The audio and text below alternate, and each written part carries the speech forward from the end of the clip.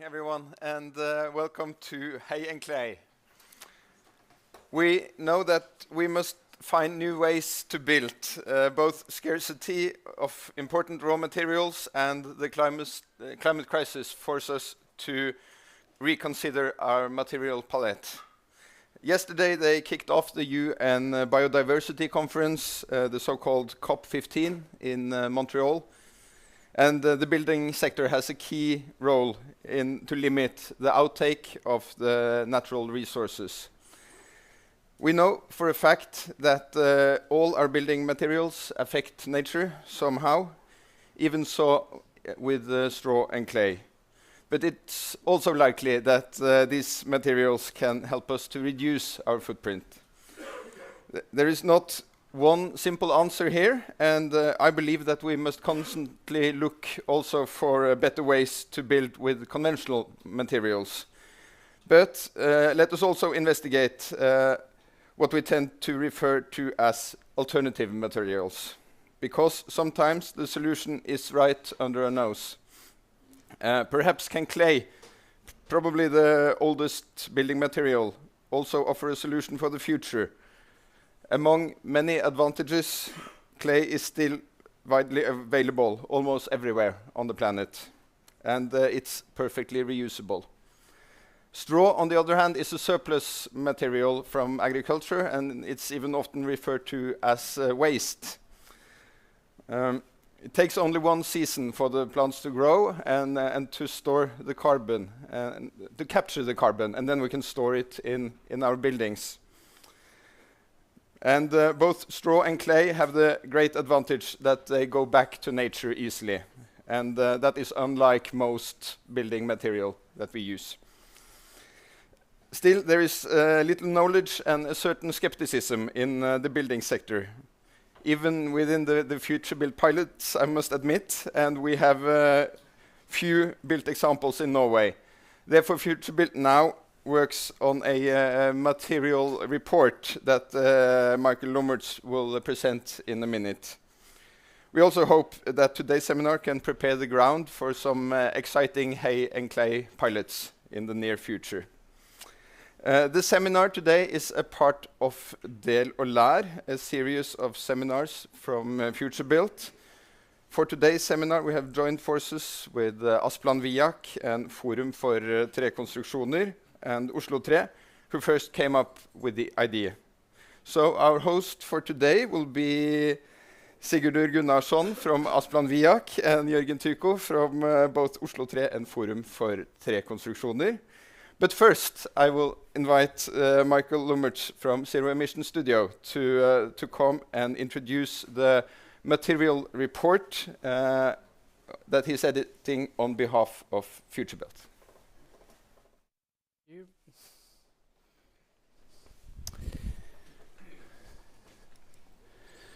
Good morning, everybody. As Ellen said, I'm going to introduce a report I'm working on for FutureBuilt, which is about the barriers for use of sustainable materials, especially in Norway, of course. Let's see if I get this work. Okay, it's not working.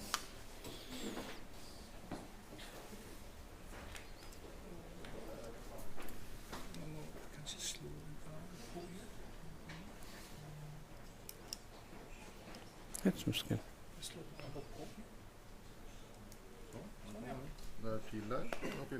Yeah. Okay. Now it's working. Fine. Okay. Start again.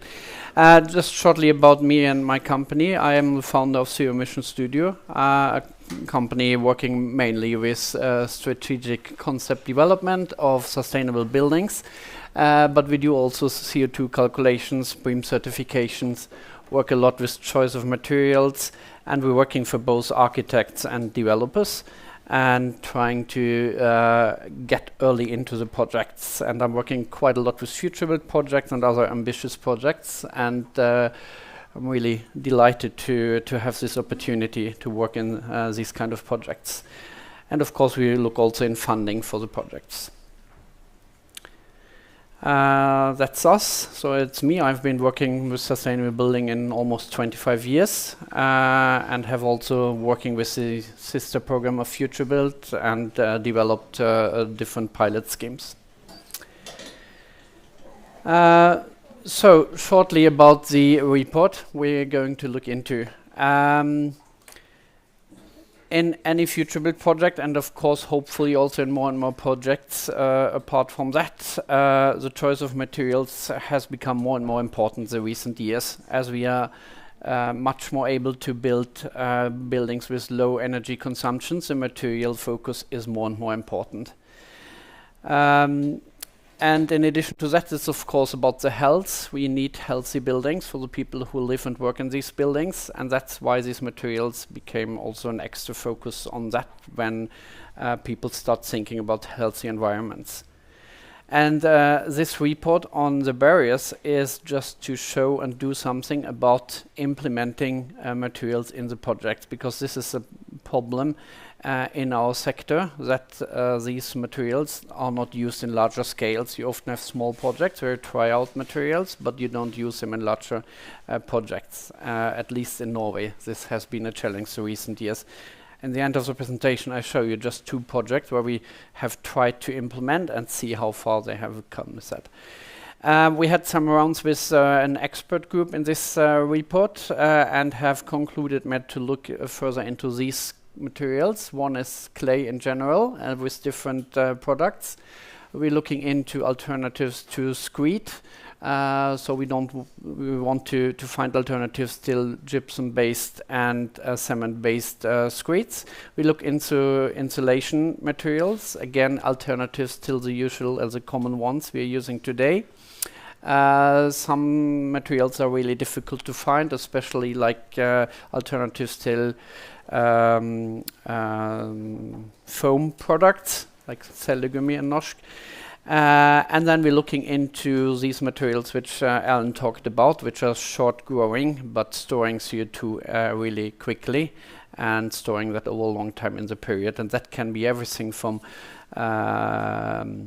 hay to hemp to bio garbage products and stuff like that. Natural fibers in general. So what are the barriers we are seeing today? One of the main barriers, of course, is the lack of knowledge. It's just so few people know about all the advantages and possibilities in these materials. And I mean, this conference today is one step into getting spread the knowledge more to people working in the sector. And then, of course, it's also about lack of knowledge working with the materials on the building side. That's also a challenge we see right away, that if you don't have the people who can work with these materials, larger companies or entrepreneurs wouldn't use these materials. Then it's all about the costs. It's always like that. So if you don't have a large-scale production, then the cost is quite high in larger projects, and this is something we need to look into. How can we contribute to get prices down? But maybe the situation we are in right now is a good opportunity also to get more focus on local materials and local chains of value. And then it's about the process. This is really an important part of the barrier, or looking into the barriers, that why is the usual building process a barrier for using this material. This is about, again, lack of knowledge, that the dialogue is not open enough about the choice of building processes and things like that. Then we need also to look into the demands from public authorities, of course. We need to fulfill certain rules with the materials. It's about getting these materials, especially in Norway. This is always an interesting challenge. Some of the materials are quite local, available, but on the other hand, if you just need to transform also the raw material to a product, this often happens in other countries, and that's why it's difficult to get in Norway. Then it can be, of course, demands from other people or people involved in the project, like maintenance people and stuff like that, but also from the antiquarial municipalities. And then it's about technical issues and having the opportunity to prove these technical things. So I'm just hopping a bit over this one. This is just that we're not looking only into the main challenges, but have also a few other smaller ones which we want to look into, like tools to work with that and stuff like that. And a bit more in detail, what is also the challenge on a more detailed level. It's about that often the producers of these materials have difficulties to fulfill the Norwegian requirements regarding the documentation. It's always about these small products getting it like lifted up in a larger scale. Again, it's about who is responsible for the materials after the building is finished, and what about the guarantees people are giving or companies are giving. This is often unsecure, and that's why this is a barrier. And then we also want to look into an issue here that's not only about CO2 emissions, it's also about energy in general, energy consumption. So it's not enough just using renewable energy for production if the production still needs a lot of energy. It should be about reducing also the energy use in general. And then it's again the raw materials and what we're doing to nature by taking out raw materials and not only CO2 emissions from production. Here are some criteria we're looking into when looking in into the products. It's about reusability. That is something which is quite important now, that the materials we're using always can be reused later when the building is demolished. And of course we need also to repair it when working with it. So design for repair is as important as design for reuse or reassembly. Then it's about the maintenance and how they can be cleaned. This is quite important in many cases. We have to talk about the health aspect and indoor climate. Of course, aesthetics is important because this will influence the way we see architecture. Again, I was into the energy consumption, and it's about the raw materials. Yeah, I said that. So what is the final product for this report? That will be a website and maybe a short PowerPoint presentation we are able to show in different arrangements. We're going to have a long and a short distance horizon in this project to get materials tried out, both short-term and long-term. We're going to work with a list of measurements. We're going to implement or to change the sector. So we need to find out what can we do to make these materials more available. And then, of course, it's about getting all this information out to you guys and all the different people not here today. So I would just start shortly about one of the materials we have been looking into most right now, and this is clay. Oh.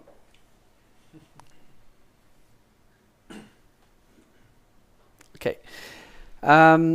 Clay is kind of, we're going to probably hear a lot more about that during the day, but I just start giving a short introduction. So clay is earth which has really small particles, and these small particles do that they are quite watertight. But on the other hand, clay can take up a lot of water. And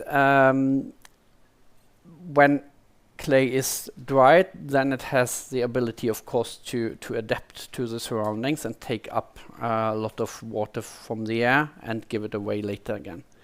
So that's quite adaptable, and working quickly with taking up water and giving away is one of the main advantages regarding indoor climate. In general, the health aspect of clay, it's again really low CO2 emissions. It's, as I said, moisture regulating. It's of course good for heat storage as it has quite a large mass. It's breathing materials which can be used again for the airflow in the buildings. It is going to clean the indoor air, and it's all about, of course, the haptic and the smell of the materials as well. And this is actually quite interesting. Just to explain that I myself are living in a wooden building, and even after many years, when my children come back from holidays, they say it's a nice smell when we come home, and they really miss the smell when they're out in the world. And that's quite interesting that these kind of characters of materials are often underestimated. And then again, I was a bit into that clay is also good for cleaning the air and having a healthy environment and cleaning the air. I'm not going so much into that because I think we're going to hear a lot about that later. Acoustic, clay has quite good acoustic characters. And again, the CO2 emission is quite low, and this is due to two facts. One is, of course, it's the local materials, which we often can take from the building site, so we have not so much transport connected to that. And then on the other hand, especially if it's just dried and not burnt, then also the CO2 emissions from the process of producing these bricks and other elements are have no high CO2 emissions. And then again, it's also easy to handle when it's the end of life. We can just bring it back to nature. We can also separate the different clay-based materials like the stones and the plaster and stuff like that. And again, also, this is mostly documented in Germany, as far as I know, is the fire regulation, that clay is actually a good material for fire protection as well. And that's important in a situation where fire regulations are getting tougher and tougher. Okay, and now just before we start the rest of the day and our other lectures, I would like to show you two FutureBuilt projects which have been trying in many years to implement clay, and they have at least achieved something, but of course we know this is not enough and we should have done much more, but it's again at least a start, and that's quite interesting. So in this huset Hageby, which probably for most of you is well known here in Oslo, we at least try out 142 square meter of clay plaster in the entrance area. Of course, the main goal here earlier was to get much more clay into all of the walls, but at least we're starting with a small scale tryout in this project. And then the next project is the vertical in Nydalen, which is just under construction right now. And here we agreed to use clay plaster on in the walls of the meeting rooms, and this is in connection to a special heating and ventilation system, and we have heating and cooling pipes on the walls, and then they will be covered with clay, and then of course you use clay as a regulating material both for heat storage and cooling storage in summer, and this is quite interesting together with the ventilation system called LOX, which we are trying out in this project. And here we have already come to a bit closer to the product. It's Claytex products, different products, but they have to look into quite detailed to find out if they would work with the ventilation system.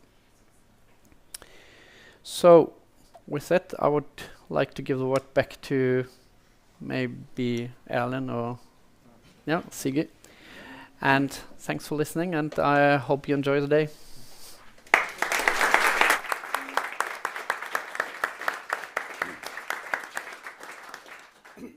Thank you very much, everybody. Just one sentence about me. I'm from Iceland. When my grandmother was 8 years old, the whole of Reykjavik got their warmth in the houses from imported coal. Okay, so we just had some fisher boats importing coal to Reykjavik, and this is how we got warm. We were sitting on the. We were having warm water. We only used it for the women to wash the clothes. And this is a little bit like Norway today. We have enough straw for twice the houses that the country produce every year. But still, we don't use it. So we are looking very much forward to see two projects on using hay today. And one is showing it from the free design, how you can just from the diversity point of view, and another which is using a very concise product. And we are really looking forward to see the spectrum of possibilities, which the two following. We will first have a second generation hay builder, Paul Smith, which is also one of my favorite brandings for clothes. Sorry about that, Paul. And which has been showing in Switzerland what Norway should do, just using their hay and doing fantastic architecture with it. And maybe you will introduce your better self. Welcome, Paul.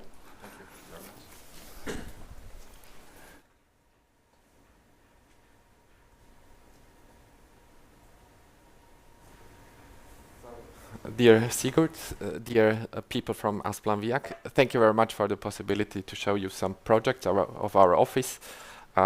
It's interesting to hear a bit the points that you were explaining about building in Norway. It seems to be a kind of a bit different approach also concerning the contractors, but we're gonna talk about this later.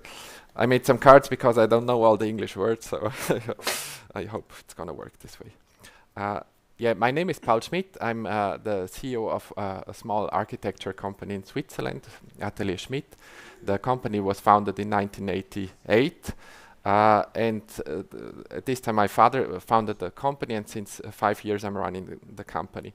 And our office, or the architecture started in the 90s with questions about how to reduce the heat consumption of a building, and then we started building houses with a lot of EPS or with a lot of glass wool or stone wool, and then we realized that this is not a solution.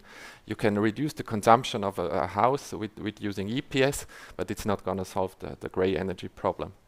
So we started looking into building with straw, and in 2001 we could build the first load-bearing straw bale house in Switzerland, and it was the first building, and afterwards people were kind of a bit probably waiting to see what is going to happen with this building. After these 5 years, we started building more and more straw bale houses. But we also do normal houses, but the people come more often for the straw bale houses. So first of all, why do we actually started building with straw? This is a kind of a simple statistic that tries to show how the building standard nowadays is, and what are the important points of it. So first of all, we have the creation energy for the building itself. So it depends what materials you use. For example, if you use concrete and EPS, this is going to be really high. If you use timber and straw, this is going to be really low. This is one factor. The other factor is the operating energy of the building. So the more isolation you have, the less energy the building needs, and the more photovoltaic you use, the more energy the building itself can produce. And the third aspect, which is probably the most important one. Sorry?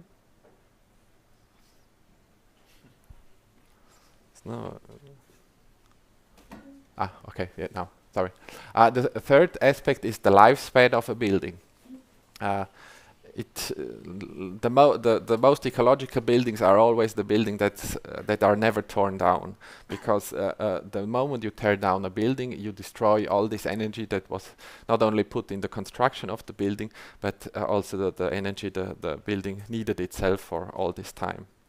So our goal is actually, or our vision. Where do I have to point there? Okay. This is kind of our vision. We try to reduce the creation energy as much as possible by using alternative materials that don't use a lot of gray energy.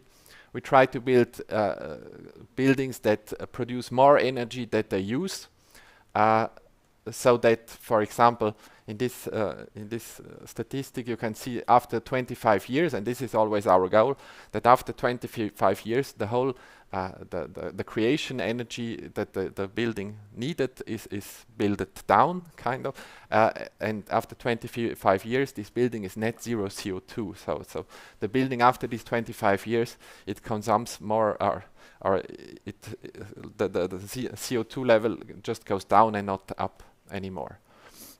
And the most important part for us is also the 25 years.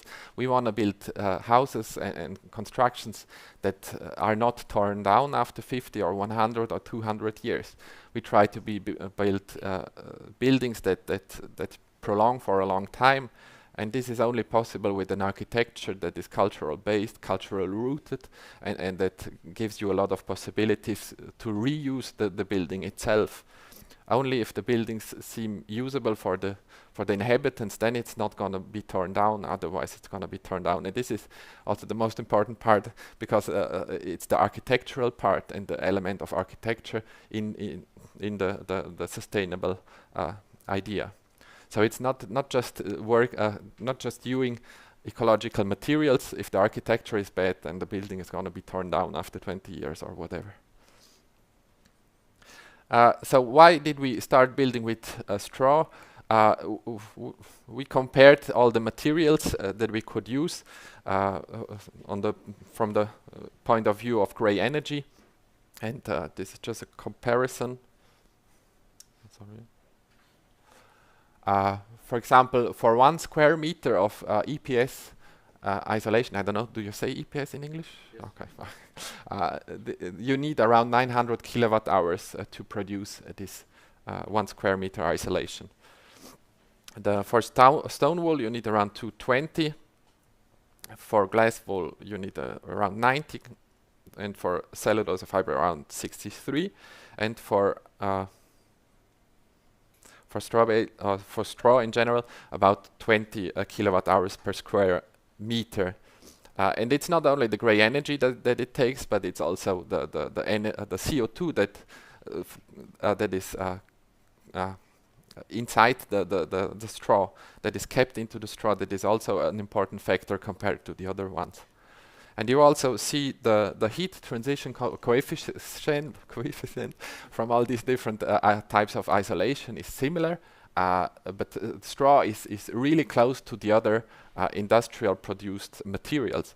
And this material, like Mr. Gunnarsson said before, it's just on the field. You can take it from the field. It's not nothing that is processed more than the thing that comes from the field. So this is a picture of a straw bale. So I just wanted to show that everyone knows what we are talking about. This is a small-sized straw bale. There are also bigger ones, but this is kind of the straw bale size that we work most with. And we heard before about quality management. For example, the straw isn't a product that you're gonna receive from a company that is specifically working with construction. The construction company or the contractor is going to say that he doesn't have straw, or he doesn't know where to get it.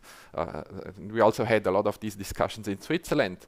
But the straw itself, every farmer knows where to get his straw, and the contractor just doesn't know that there is a whole agricultural logistics for this product that they don't know of.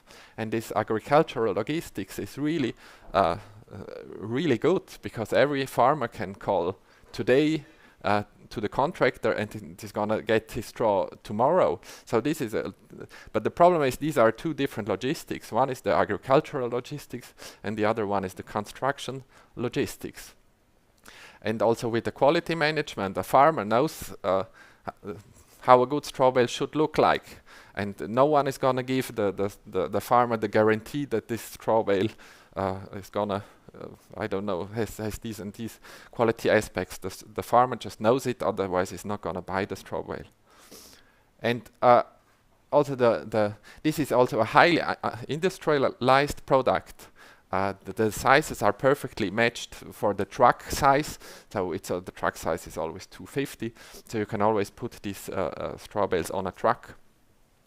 And the price is also really low. So for such a straw bale in Switzerland, if I order the straw bale, it's about 10 euros to get it to my home. And then the cost part is the taking the straw bale and putting it into the wall. This is the pricey part. But it's a bit problematic also. Like I said, in Switzerland, we often have to explain to the contractors that this is not a bad deal for them too, because it's not a lot of work to do it, but they need a bit of persuasion to do it. There are mainly 3 different types of constructions when you're building with straw. One is the frame construction, where you use the straw to fill the frame.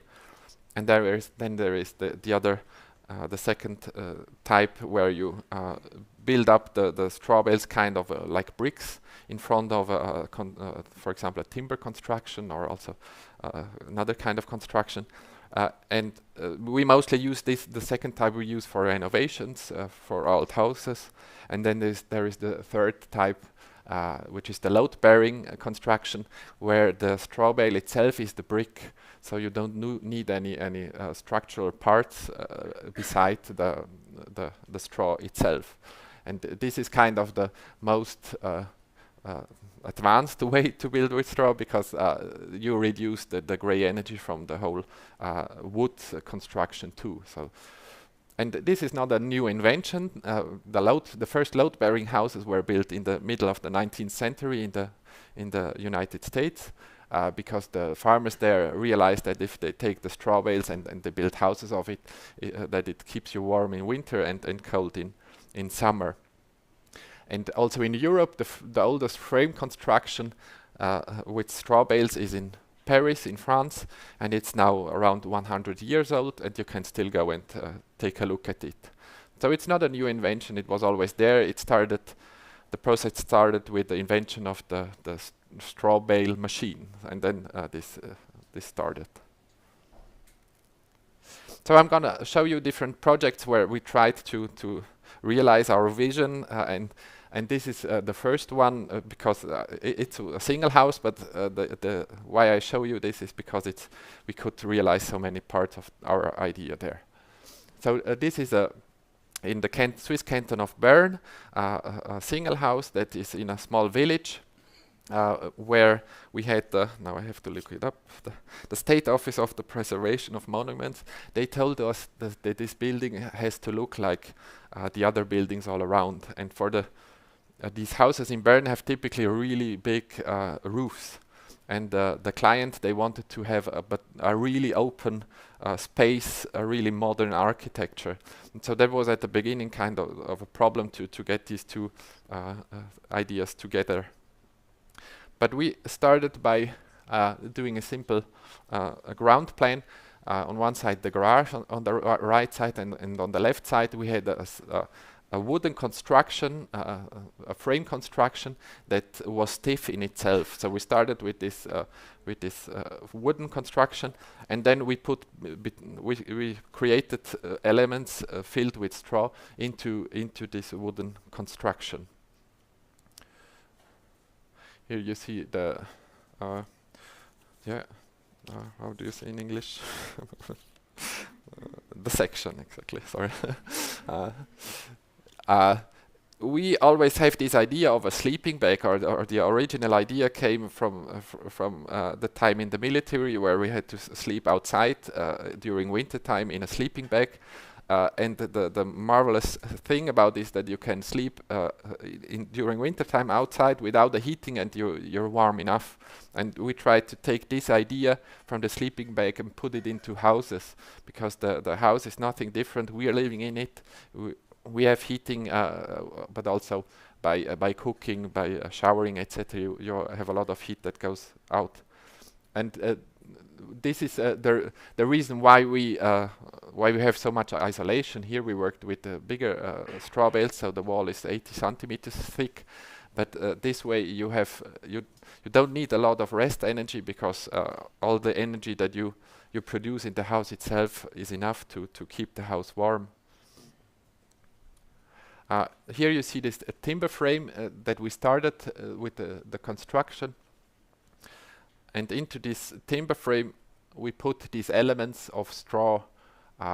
You see they are the thickness of them, and just to explain how it works in Switzerland, we as an architecture office, we kind of write down all the work that is necessary to do the work, and then we send it to different companies to give us a price.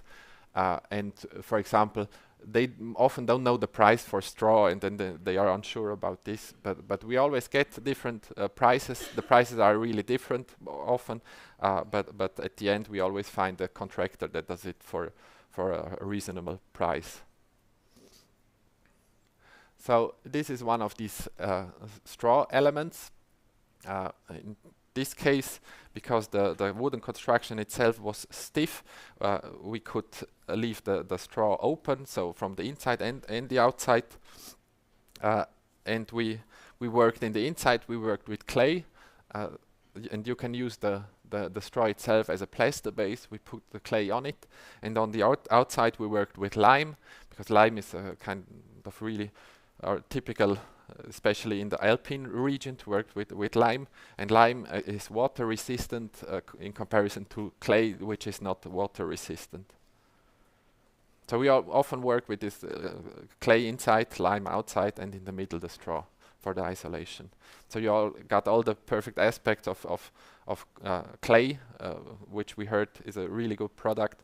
We have the straw, which has really good aspects of isolation, but also the possibility to use it as a brick itself.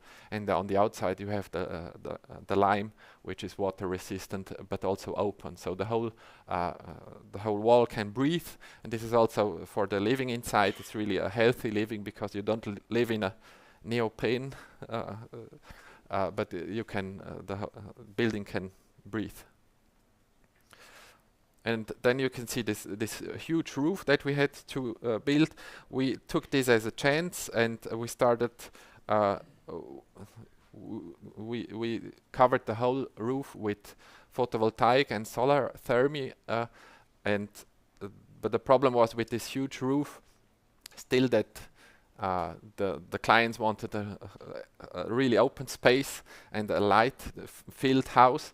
So we created light shafts on top of it that go through the whole building. You see at the top one of these light shafts, and the ceiling and was done with we worked with a lot of glass, so that the light comes through the whole building. And so the building is really light and modern, even though it has this huge roof. And the building itself, it produces around 6 times more energy than it uses itself. So the CO2 that it emissioned from the construction part is being built down after 25 to 30 years. Okay. So this is the next project. It's a company called Complimedis in the Swiss canton of Solothurn. This is a company that is specialized in alternative Chinese medicine, and they came to us and they wanted to build or to renovate their factory so that it looks more appropriate to their product. And this is the original building. And they told us that they still want to use the factory during the renovation, so we had to find ways to make this renovation and that they could use the building itself. So we decided to work here, kind of the sleeping bag idea from before again. This time we have a winter coat and a summer coat. The winter coat is made with the straw construction. These are wooden elements that are filled with straw, and the summer coat are the bamboo cladding that you saw, which prevents overheating during summertime, and it's always also a product that is really close to the company itself. You see this is the prefabrication of these elements. This was with a carpentry close to the building site itself. They they constructed the wooden frames. This is possible for every carpentry, so this is nothing special. The only special thing for them was to put the straw inside, but this is really not rocket science, so we could persuade them to do this way. And this is a whole wall actually from top to bottom. The idea was that we could take these whole elements and just put them on the facade.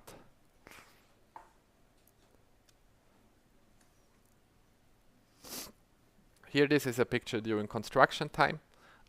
You see the winter, the winter part, or the isolation for the winter time. And here you see the summer coat that is put onto the building. And with this way, we could accomplish all these goals that the company itself told us. They could use the building during the whole construction time. This wouldn't have been possible with other ways to construct the building. So it was, for them, it wasn't even a question if this is more expensive or not, because we could ensure that they could work on during the construction time, and this was their main argument, and not the ecological materials.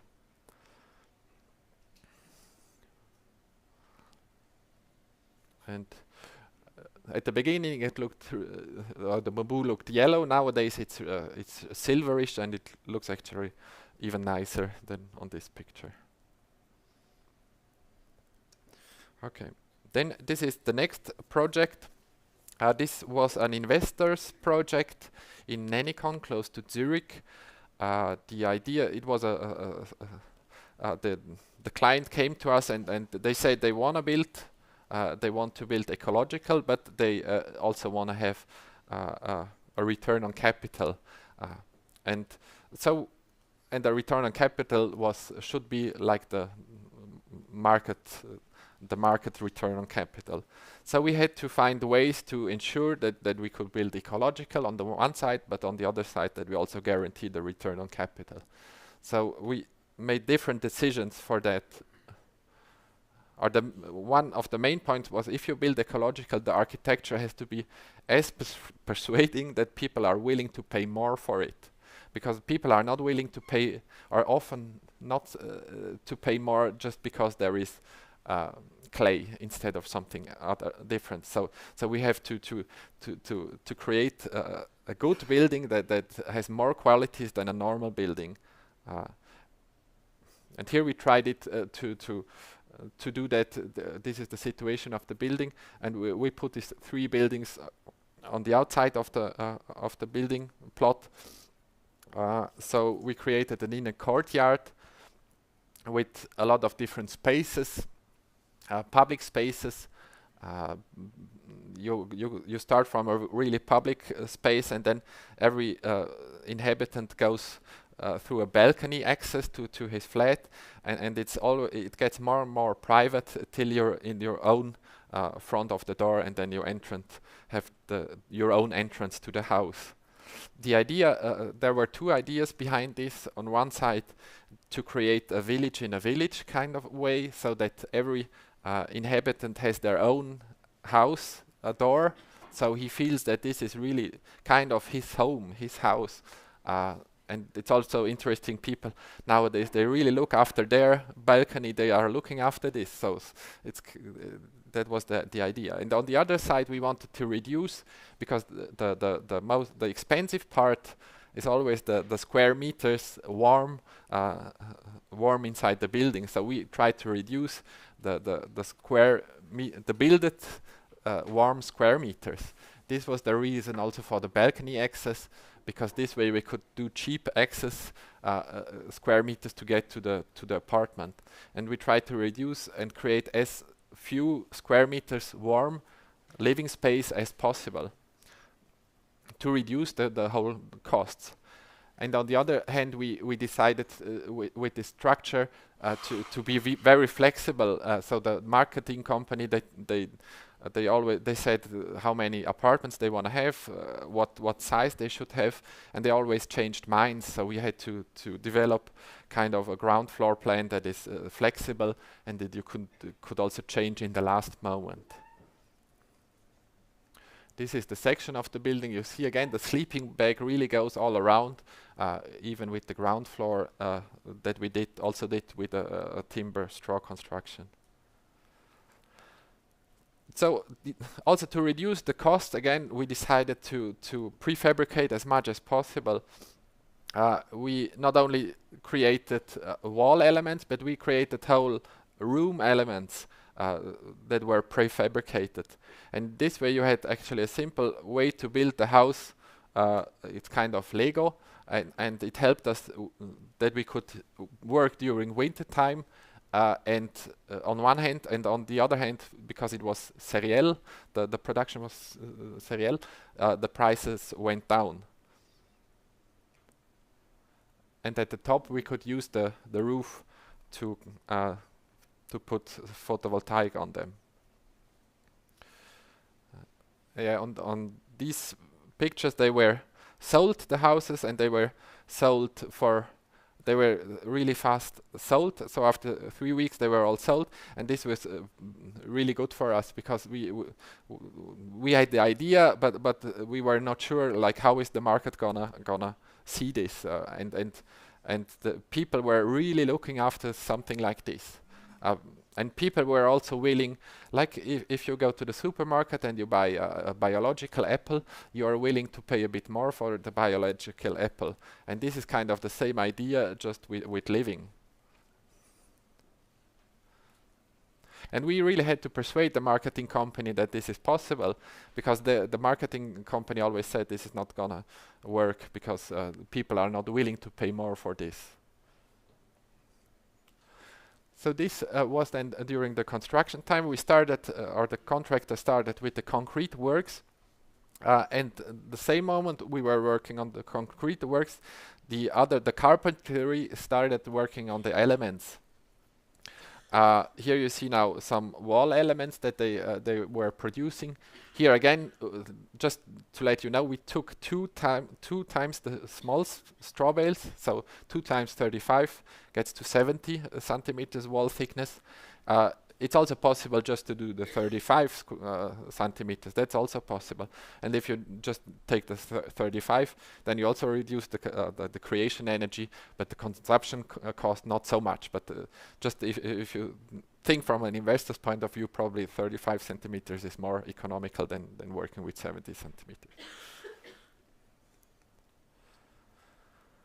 Yeah, here you see one of these elements. If you work with straw, you have kind of uneven surfaces, and the idea you can also just leave these uneven surfaces and put the cladding on it, or the plastering on it, and you just have the walls that look a bit uneven. It can also be nice, but here the client wished that it's even. So the contractor invented this machine just to cut the straw and get it even. This is one of the ground elements. And for example, the contractor, we wrote to around 25 or the big 25 carpentries in Switzerland. We sent the offer that they should offer, and from these 25 companies, just 5 gave us an offer. And the 5 two were really close to each other, the other 3 were really far away.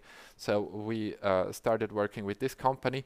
They got their straw from France, not from Switzerland, but Switzerland, the agriculture in Switzerland is really focused on cows and not so much on producing of grain.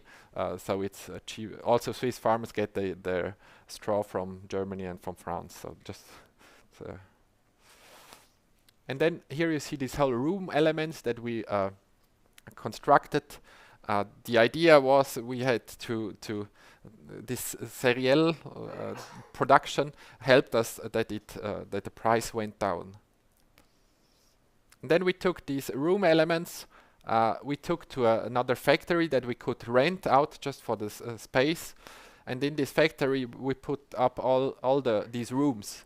And then we sent the other contractors there to do their work. During the same time, the concrete work was still going on.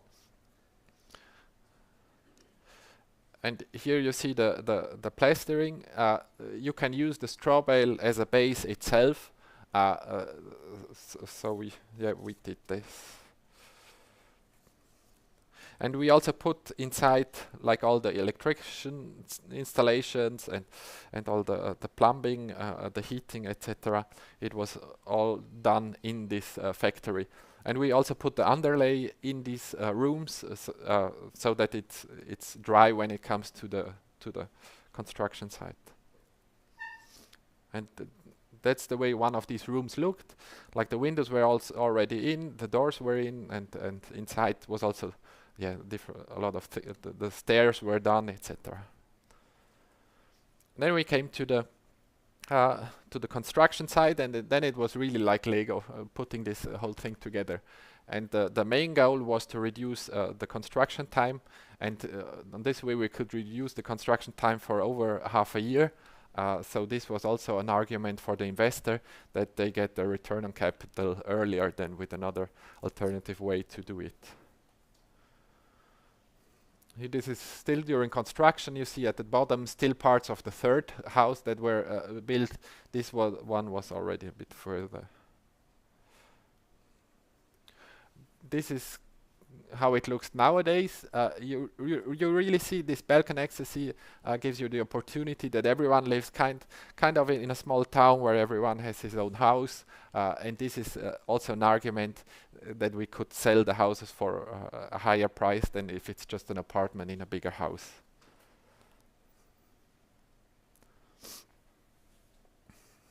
And we got on one side, we got the public space, which we tried to close, or as few windows as possible.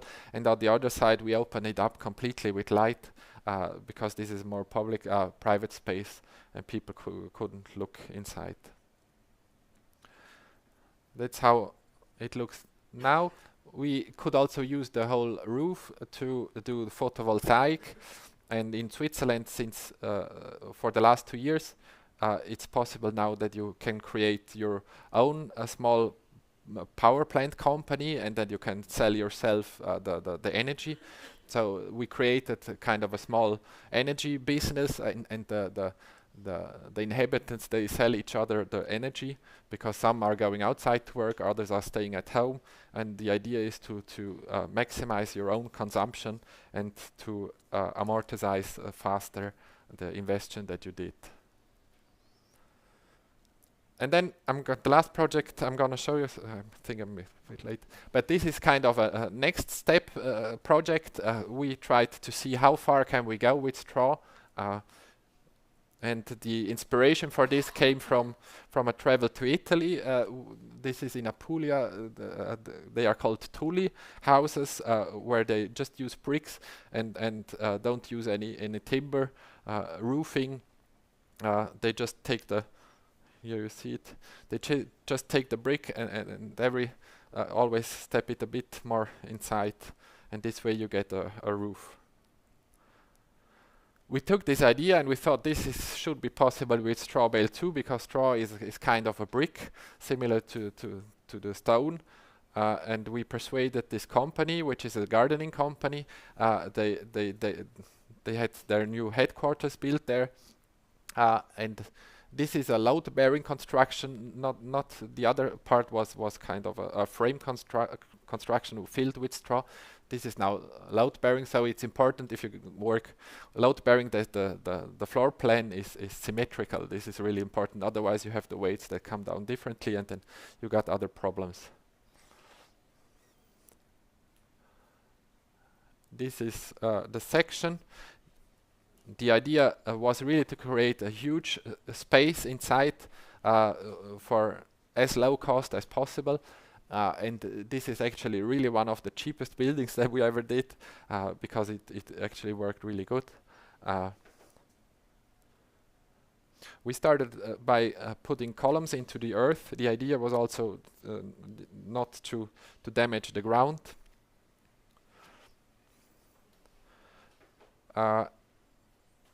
and then we start with these window frames. These window frames, they are done. If you put a window on, you have to somewhere to fix it on, and this is the reason we did these timber frames. And around these timber frames, we used the straw bales like bricks. And then it went on first roof, and then every straw bale was around 20 to 25 centimeters more in height.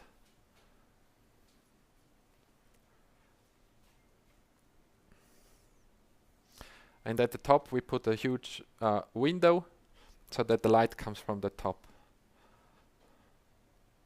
And on the outside we did clay plastering beneath the roof, just to be sure that for the Brandschutz, for the fire safety, and we put some corrugated sheet iron on top of it.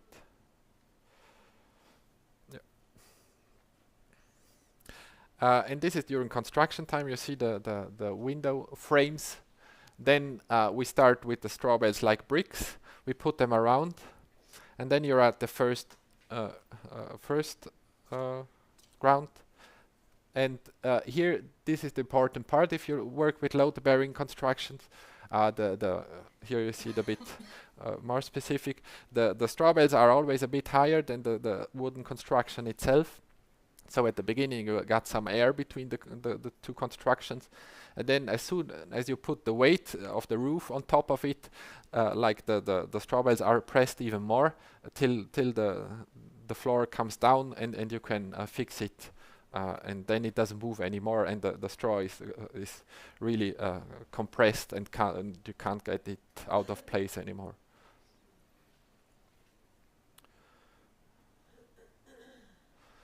And here we worked also with the big straw bales, not with the small ones that you saw before. These are the problem with the big straw bales is they are so heavy that you always use a crane to move them. The small ones are around 20 kilograms. The big ones are around 200 kilograms. So for working with elements, it's much easier to work with the small straw bales. But if you work load bearing, then it's easier to work with the big straw bales. This is the inside. We really wanted to show the construction from the inside. So we put lime plastering inside.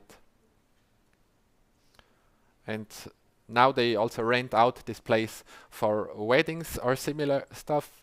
And top there are the offices. So we created a stair that you can lift up. So they can, here you see the stair is lifting up, so they can rent out this place without people going up to their offices. And there is the toilet and the shower is inside these egg-shaped structures. This is how it looks now.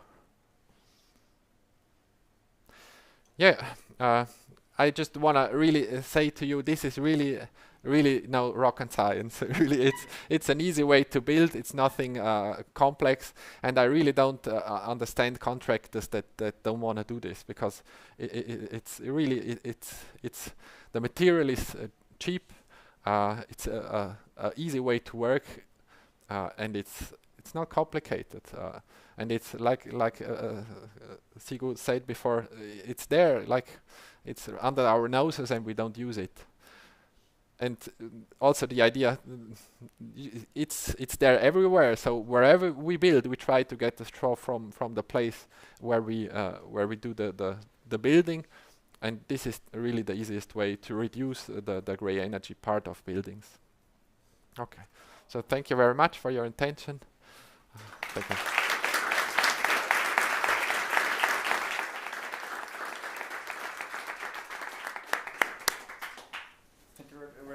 Paul. Very interesting to see this combination of different biological materials and also the diversity in possibilities.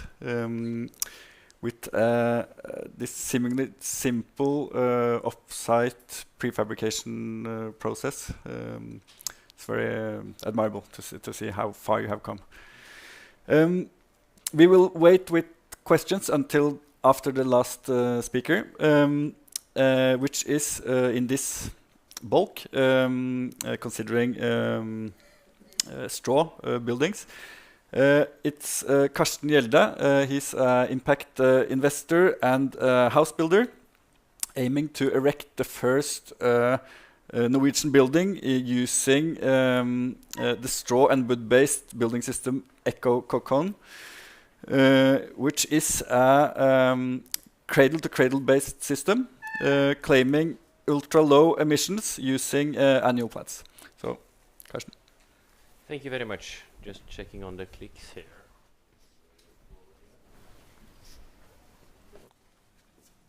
There we are, yes. So I got 15 minutes, I think, so I'll time myself. We started this process about 5 years ago when we wanted to build a house, and we were rather surprised how little has been done in Norway when it comes to construction and sustainability. So we talked with the Association of Architects, and they helped us then through to Asplan Viak, to Skanska and Snøhetta, which has helped us a lot in this.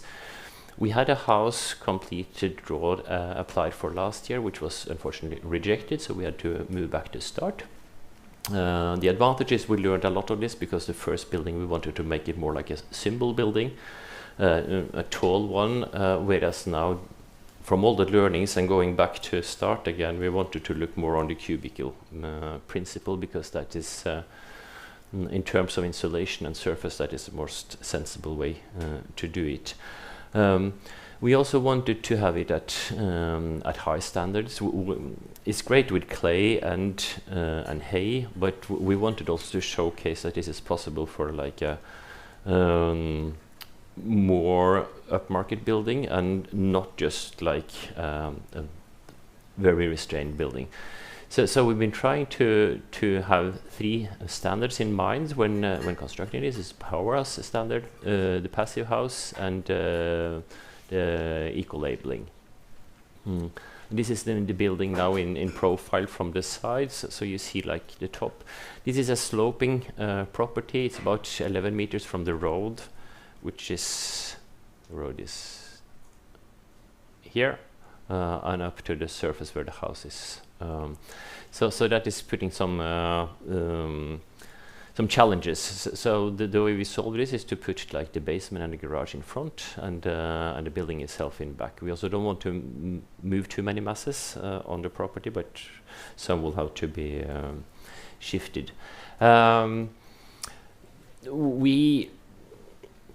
When we started this, we were looking at CLT, for example. We found that the business was focusing very much on moving materials and not always on solutions.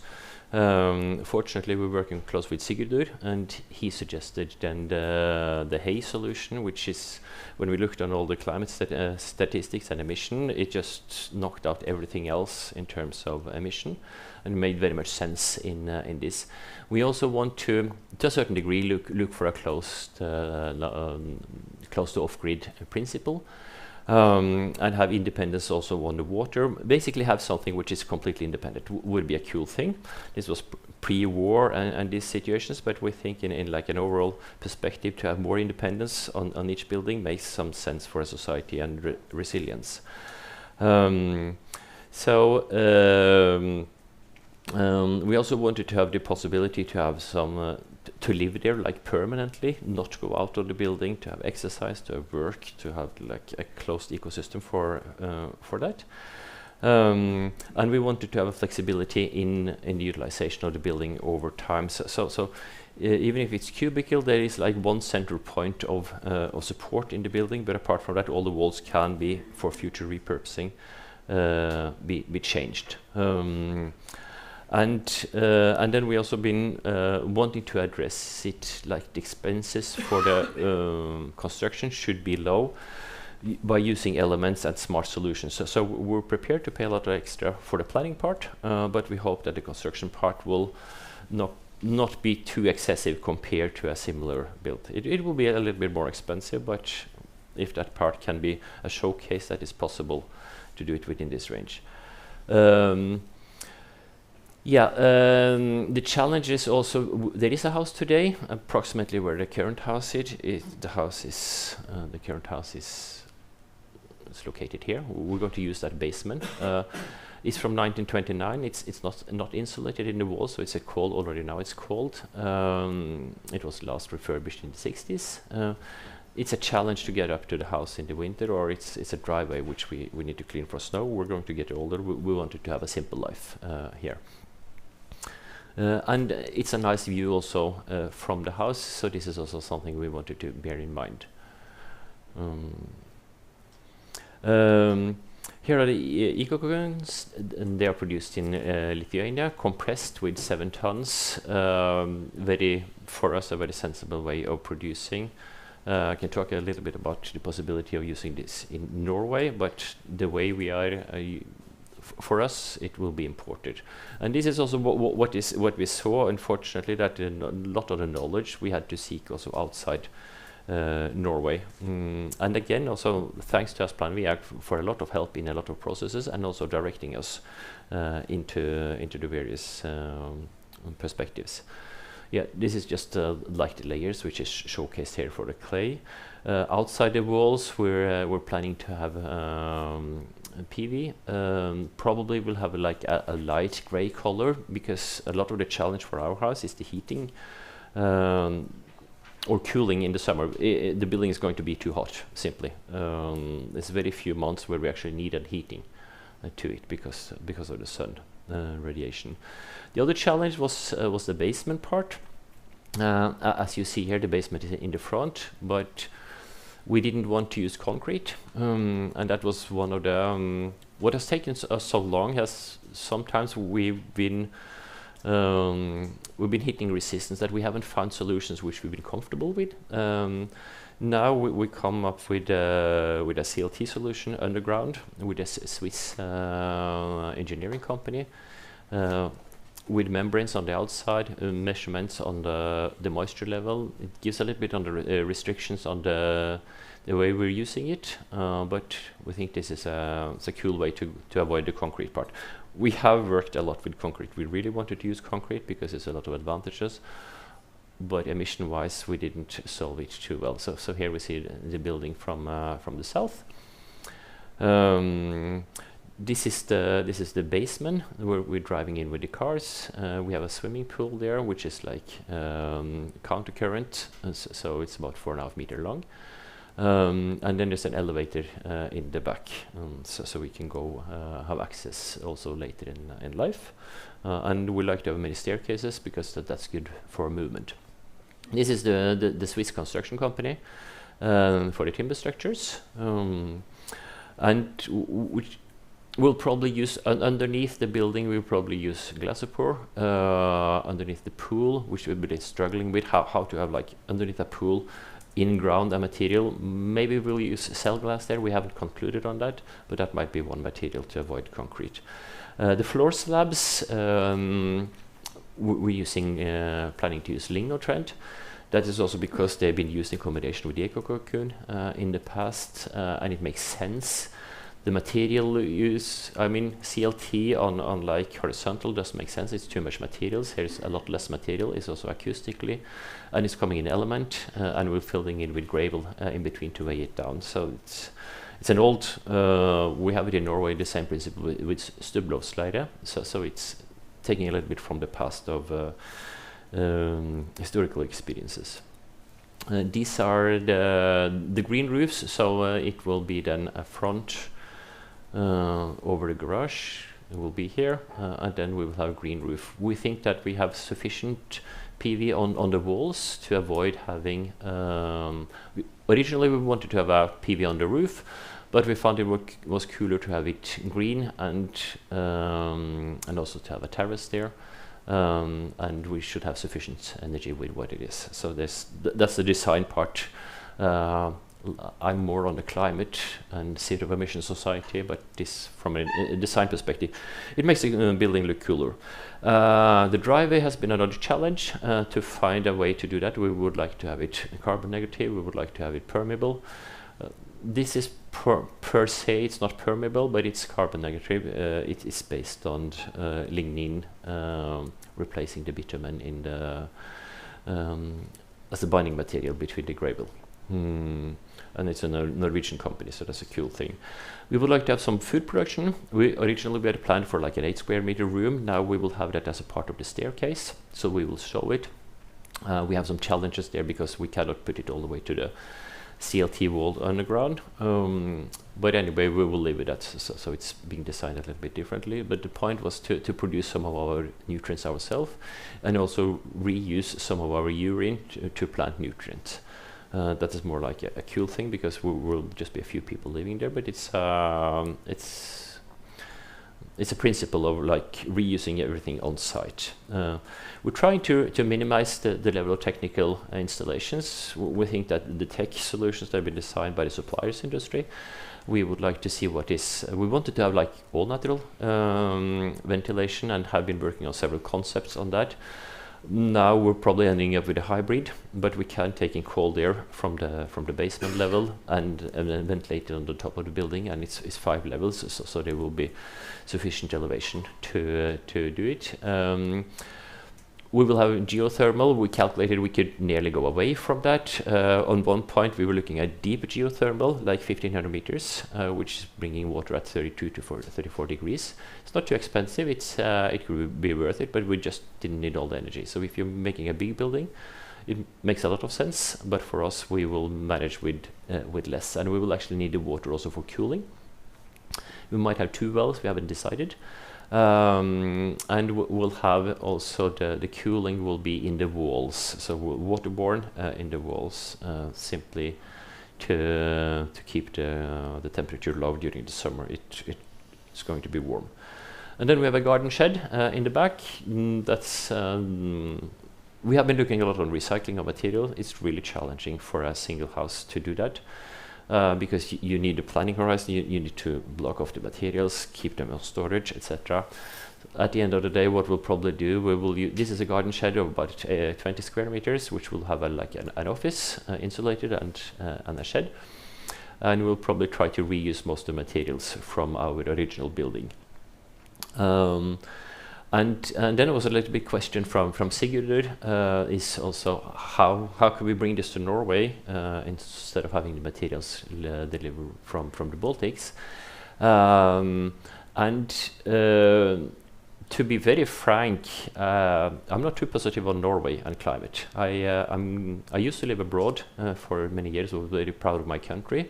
Now I'm getting more and more embarrassed. We have like politically, we have not decided to reduce the emission. We have kept them like flat for the last 30 years, whereas EU have been reducing them. I don't see the building industry taking too much responsibility. It's something here and there. There are some good solutions. We have a lot of advantages here. We should have all the optimal solutions for doing it. We have a lot of hay in Norway, but getting that into production needs more demand. It needs that the industry and the people paying for the construction is actually demanding it. So I'm not sure. I don't know where we want to go as a country. I think like in Norway we have too much focus on having a nice time, koselig. That's the most important part. And if you put that onto like doing something new and changing your lifestyle, koselig is always winning. So that's my take on that. And yeah, it's unfortunate. And then a big thanks to the people who have been helping us. We have had altogether about 35 architects, engineers, specialists into this. When we started, we had with Snøhetta, I think we had like 15 people in like, and one day seminar on like a single house. So that's it's been a challenge. We learned a lot, and we feel like now we have come to solutions which we are happy to follow on. Time-wise, we have notified the neighbors, so hopefully we will send the application to the municipality next week or something, and then we'll see and take it from there. If anybody would like to contribute, like building the house, entrepreneurs or something, we are in dialogue with some, but we're open to suggestions there and some contact as well. So that's all for me. Thank you.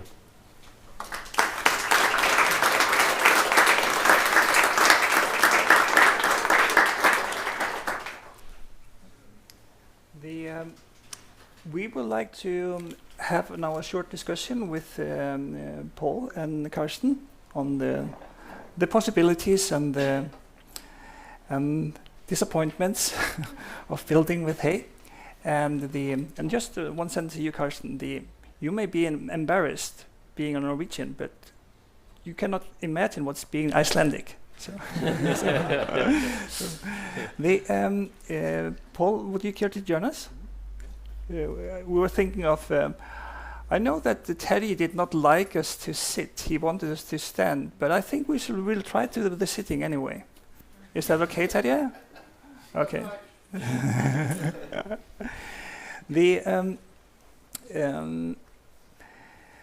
We got to actually just to start from behind. We got one good question from the net, which was we'll put to you or two actually, Paul.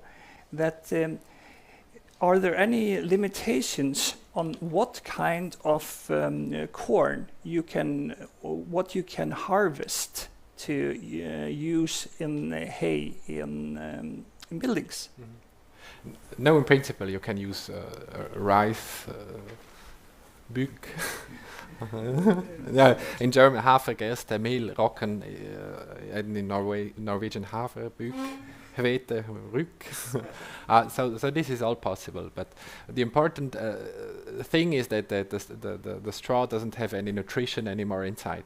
That's a bit kind of because you always I'm not sure if it's a translation problem, but if you talk about hay has nutrition parts and straw doesn't have nutrition parts, so it's really important not to use hay.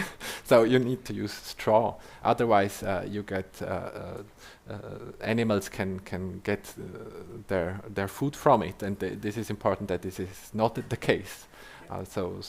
But if you work with straw, you can use the different varieties of straw. It's just the nutrition part is important, that it doesn't have nutrition. So it's that's a good thing. Then we're not like starving the sheep or the cows in order to build homes. No, absolutely, because the straw isn't used to to give food to the animals. It's mostly used for farmers to clean up their the mess of the cows. So it's not, they don't use it to eat or anything. So it's a byproduct that no one else uses beside the farmers. Okay. So actually we could use the Norwegian straw in the same way as you use it in Switzerland. The second question was quite good. If you have such thick walls, do we need, like for the internal walls or external walls, do we need any extra like acoustical layer? Or if we have such a thick wall, can you comment on the acoustical qualities? In Germany, I saw once results from this test, and they are actually good. They are really good. So for the outside, it's no problem. Yes. In the inside, it doesn't make so much sense to use straw bale walls inside, because you spend a lot of money for the roof and for the foundation for the square meter of straw wall, so that doesn't make so much sense. So we really try to reduce the outside walls as much as possible to get the cost down, because we are playing in a market where people they are not willing to pay 50% more for a house that is built this way, but maybe they are willing to pay 10% more, and we really try to focus on these 10%. We try to reduce wherever it's possible the cost, and that in comparison, for example, the project you explained, the architecture is really complex, and complexity costs, and we try to reduce complexity as much as possible to reduce the cost. And this is also kind of the reason why our buildings often look symmetrical, easy to place, and they are not randomly, seldomly not symmetrical. This is just the reason to bring the cost down. Paul, could you say something about the market situation for straw bale houses in Switzerland today, and also maybe a bit of how you see the future of it? Yeah, our office was actually the first one that built a straw bale house in Switzerland, and it was in the media. They showed it and stuff, and then some others also started with it, and we are really appreciate this, because we don't want to be the specialty guys. We actually want that it becomes really common. But like on the European focus, I would say, especially in France and in Germany, they are even further. It's especially from the government side, it's subsidized much more, and the government has much more interest that it's going to build this way compared to Switzerland. I know maybe a German looks, but compared to Switzerland. Yeah. I have one question to Karsten. The Norwegians, they do not import gas or oil. They use their own. And now from this fantastic product, EcoCocon, which we have two things of here, in Denmark, we now have an entrepreneur who is building EcoCocon with there. So if we would have one module builder in Norway, Modulbygg AS, just to pick something which sounds like it. If one of them would say, I'll give it a shot, we will just go for this one. And we would just get the straw from the locals. Wouldn't that be great? It would be great, yes. It's a short answer, yeah. Yeah. And no, I remember when I came to Norway 12 years ago, Passive House was just like a drama. People would suffocate, you wouldn't get any air, this would be too expensive. And today it's just like blå skismøring. Like everybody's using it, or now you're not using it under the skis anymore, but sorry about the ski jokes. So I actually think the Norwegians, they are quite adaptable, despite being so hyggelig. And so do you think that would be, if you would just put a thumb in the air for this fantastic fabric for massive timber from Splitkon? I remember reading they needed 250 millions to build the fabric. I mean, do you think, Paul, that we would need 250 million, that would be 25 million euros, to start up a fabric for a module here, or could we just use like the Modulbygger which we have now, and they just put hay instead of glava? I think these are two different approaches: the top to bottom or the bottom up approach.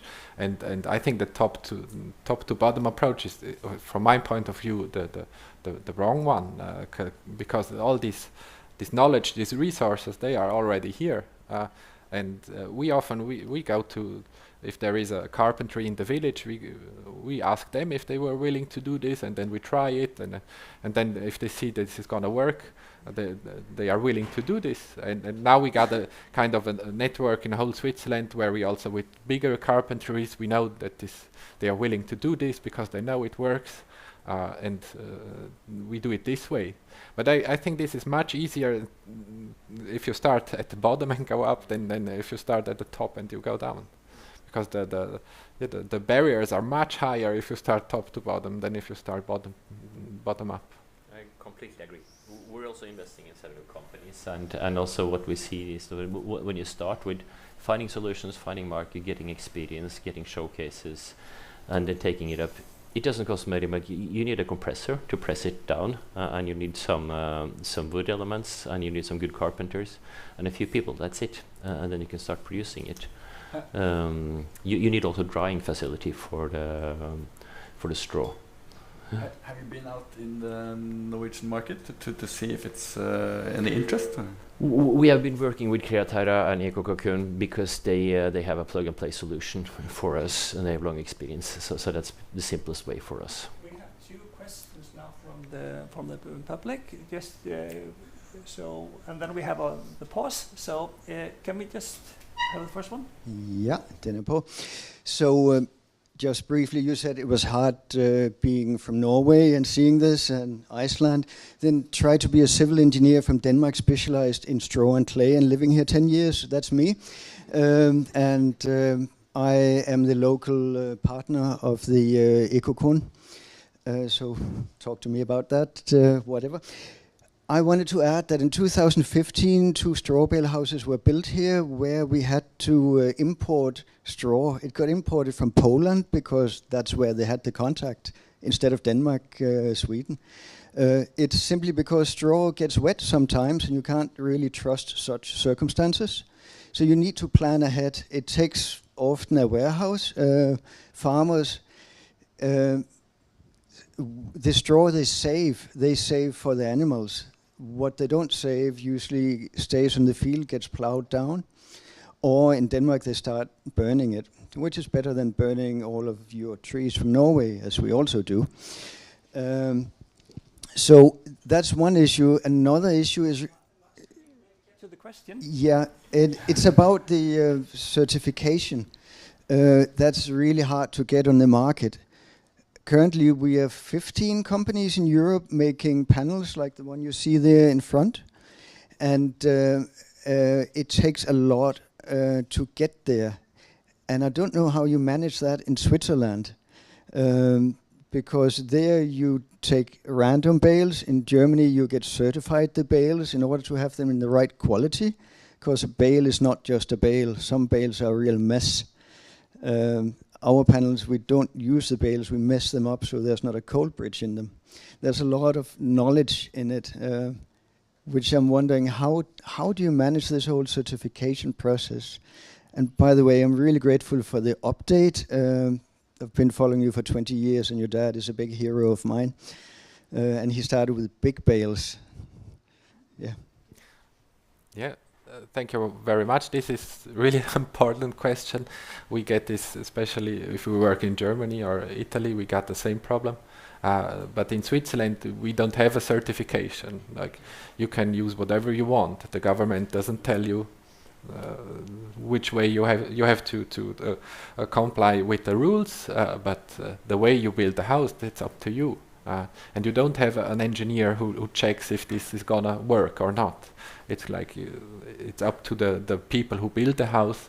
They have to take the guarantee for the building and not the government or anyone else. So for example, we were lucky because my grandfather had a building company, and we started doing our experiments, and then we saw this is gonna work. So we were brave enough to try and do it. But yes, on the other side, if it wouldn't have worked, we would probably, our office wouldn't be here anymore. That's true, yes. But it takes some risk. But now we did it, so we can tell you it's possible. So that's the good part. Thank you, Paul. I think we have one more question, right? Yeah, just a question for Paul again. It's just a follow-up on the cocoon stuff. If you start from the bottom, let's say go to a farmer and ask, do you have some straw bales for me? I'm sure, I understand it's like moisture content and fungi. Obviously it's the thing, and you dry it out, so the dryness is important. But what requirements do you have when you do from the bottom scheme? There is even a German norm for it. I don't know the number of it exactly, but it specifies exactly what it's needed. But the important thing is that it is dry. Yes, this is probably the most important part. But you often just see this by looking at it. So if it's golden yellow, then it's okay, and if it's gray, then you know it was wet at some time. And you can also measure it with a like you measure the wood, you can also measure the wetness of a straw bale. And if it's about 12 to 15% humidity, then that's no problem.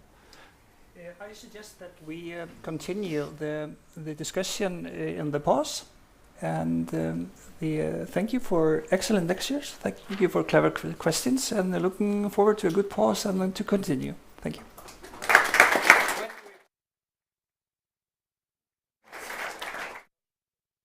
We are a bit behind the schedule already, so let's take 10 minutes pause, and then we start up again.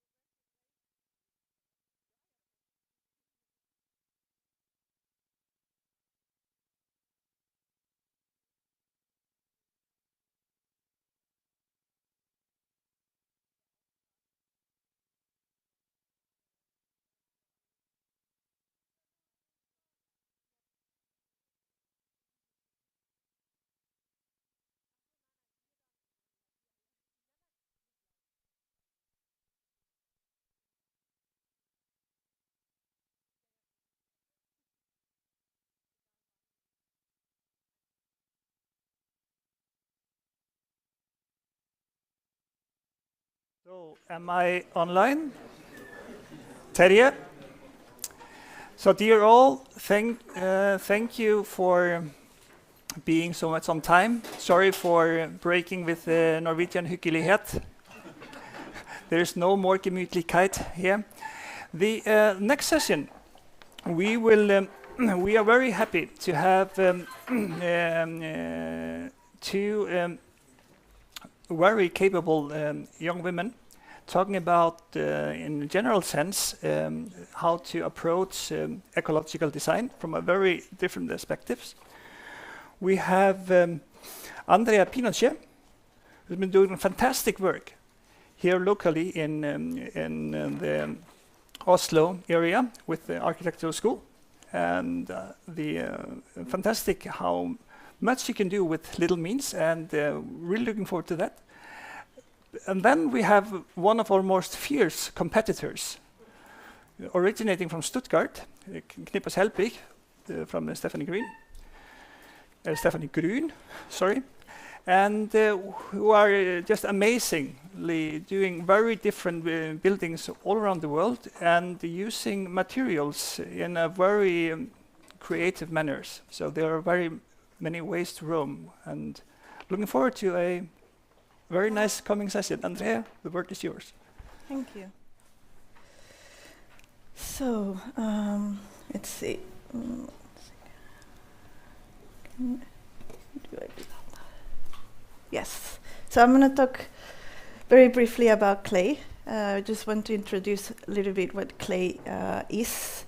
And then I will, I was asked to talk about strategies in clay. So then I'll present 5 points to you of what I think are important things we need to do to build more in clay, and at least also they reflect what we have been doing at Aho, me and my partner Lina Brustrom, who have been teaching a lot and experimenting with clay among other materials. Clay, when we talk about building with earth, we're really talking about using binders, or like a, where do I point? Yes, there. Using clay as a binder. And when we think about clay, it's really not very different from other binders in the sense that, or other composites, I should say, in the sense that we're always working with a matrix. I think I have a no, yeah, okay, it comes later. And then it belongs in a way to this family then of powder looking like binders. Clay is in fact something that when you burn with lime is what gives us Portland cement. So there's a lot of connections in there with concrete. And it's basically really small fraction. It is basically like a 1 millimeter divided over 500, and then that's the size of the clay particle. So you can see in this diagram, this is if a grain of sand is this big, then a grain of clay is that small, and it's a byproduct of like natural phenomena. So it's not something that we manufacture. It's something that we find, and it's quite available around the world. And it has a crystalline structure. So basically, when we're working with clay, what we're doing is that we are working with these faces, or like plates, and the structure that is generated between them. And it is more flexible than cement, Portland cement, for example, in the sense that it has the ability to hydrate and dehydrate, so then these bonds can change more easily if it's unburned. But it has, in a sense, a very similar structure to that of Portland cement, which is also crystalline. And then, well, in here I'm missing, is there a pointer? This here, there, I think I found it. That's a plus. then going back to this idea of the composite, when we're working with clay, then when we talk about earth architecture, then what we're talking about is working with composite that often involves some form of aggregate. These aggregates can be of many kind, and then a binder. So it's a matrix that is holding everything together. And I've worked a lot with concrete before.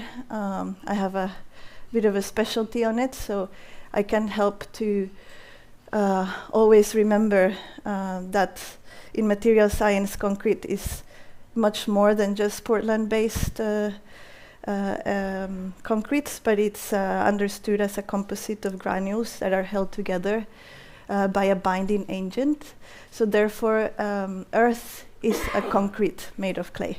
And I think this is a very good thing to remember, because the industry sometimes is very reticent to think of clay as something that is very strong, or earth like a concrete, but it really, it is a form of concrete. So it's, and very much like, concrete, we're talking about the same things. We have water, and then clay will be our cement, and an aggregate. And then one can also work with different forms of reinforcement and additives, which can improve our mix and the way we work with it. And like I said, you can use many different types of aggregates. So stones and sand are of course really good and common, but also, unlike Portland-based concretes, we can use a lot of natural types of fibers and aggregates, like wood, straw, hay, hemp, rice husk, coffee husk, and all sorts of things, because in that sense, clay allows everything to breathe, so it won't rot inside. And also very much like working with concrete, it's about how you put things together. It's about that mix and the distribution of the elements that you're putting in, the different types of proportions that you use, the quantity, the size, and the form of the elements that go in. So it's really, in many ways, like cooking or baking a bread, right? And the water-cement ratio applies also in here. So water-clay makes a big difference. You want to have enough clay to bind everything together, but you don't want also too much of it, because then it becomes a little bit more unstable, and you have a lot of problems with volumetric stability, for example. But clays are available all over the world, and they differ very much in look and qualities. For example, reds and yellows have a lot of iron oxide, and then white has a lot of titanium dioxide. Here in Norway, we have a lot of what we called leire, blue clay, which has a lot of cobalt in it. And it really looks actually like cement or like concrete, like normal gray. So you can see, it also has some cadmium in it and so on. But going back then to why clay is very interesting, it's because not only we really find it everywhere, but it is antibacterial, it's hygroscopic, meaning that, again, it breathes, it lets moisture travel, so things won't rot when you work with natural materials. It doesn't burn, or it's not flammable. One can burn it. That will change also the way it works. That would be ceramics. It has very good acoustic properties. It's anti-static, and then one can really find it on the ground on many parts of Norway. You can use the site excavation to source your own materials. So the economy of it could also be a point. And then, then again, very much like with any other material, depending on what you're going to do, you need to think about how you're going to treat it. So the type of element that you want to build will determine different techniques. One thing to note is that traditionally labor has been demanding when working with earth, but this is something that is changed a lot, or we have many different options today.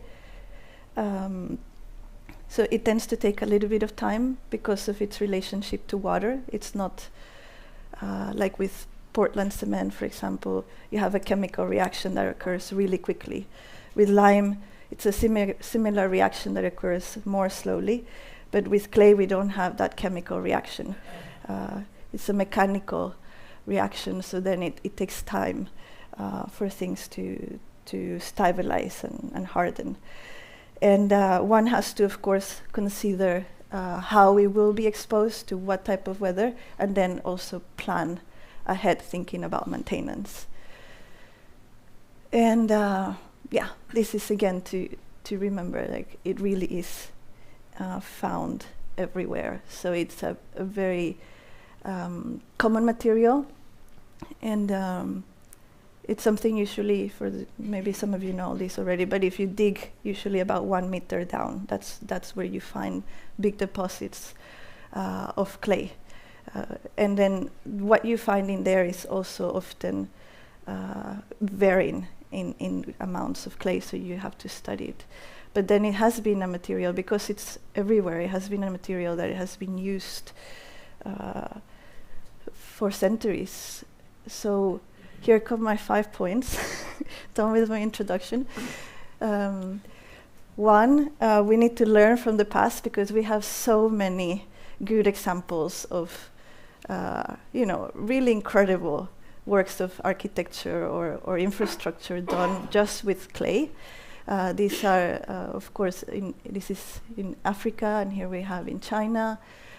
We have villages in China, for example, that are still using these techniques to maintain their villages. A little bit closer to home, we do have also traditions of building with earth in Europe. But more importantly, I think it's really important to think about your context as well. So something we have done, for example, in the school where we taught last year one course called Constructive Logic, Earth Matters, and then another one called Constructive Logic, Wasted. We were looking very much at what we call tech, traditional ecological knowledge, really looking back at what has been done on site. And we found that here in Oslo, without going too far, there's a lot of examples going from the late 1800s. This house, for example, is in Sankthanshagen. There's a whole neighborhood made with earth. And this is in the outskirts of Oslo. There's quite a few houses around made with air-dried blocks. And we find also that this is a material that it was always used when there was economic crisis, right? So there was a lack of resources. Then we went to earth. And during the post-war periods, there was even a Urhus booklet, or actually it was called the Urhuskontoret, that put up this book so that they could encourage population in Oslo and Norway in general to rebuild their own houses with earth, and they were using air-dried blocks for this. So with the course we did a lot of mapping. We tried to identify some of these houses. We didn't have the capacity to map everything. We also collected samples across Oslo, so the lighter dots in there are samples that we collected. And we tried to also study and make booklets of both the examples of the houses we found. Often these houses were part of full neighborhood projects, so it's representative of one way of building. We looked at the history and the techniques they used, and then we paired that with also the samples of local soils. So the second point then is when working with clay, you really need to get your hands dirty, meaning that you need to touch and feel the material, because every hole you dig will give you a slightly different sample. We found in Oslo we had huge diversity of types of clay, and also or earth, and then the earth that you dig out, or the soil, it also has different proportions of clay and sand and silt. So whenever you're going to use this, you need to study it. And we spend a lot of time with the students just characterizing it and also playing with it and trying to understand how to work with it in a bigger scale. Third point is also to document the work. I think this is particularly useful today, and for us it has been very important, so that we can communicate with each other what we learn, because a lot of the traditional knowledge is lost, and there's very few people building with it in Norway right now. So that's what we've been trying, going beyond for photographing, to also document all the experiments and work with the scientific method as a very important component, because it also addresses the production of knowledge through architecture, which I think it's something we don't often discuss. So how do we test and characterize these materials, and how can architectural means interpret our findings in a way that creates new knowledge? These are comparative granulometry studies, and also examples of how to find the right consistency when working with earth. Fourth point is to think big.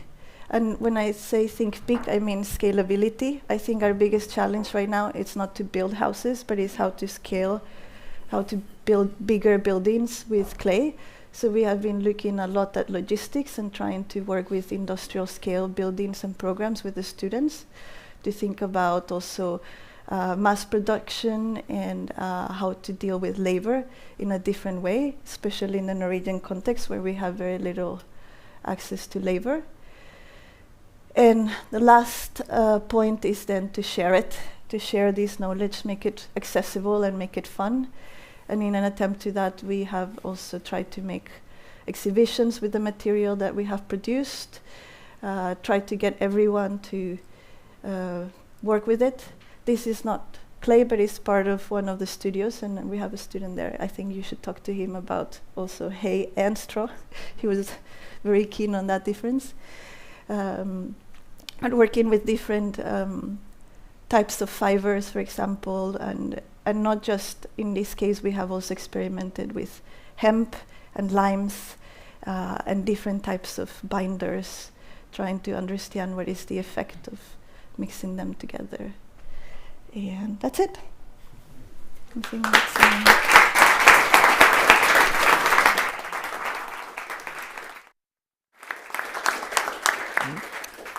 Thank you very much, Andrea. Very interesting to see your thorough studies of the building materials.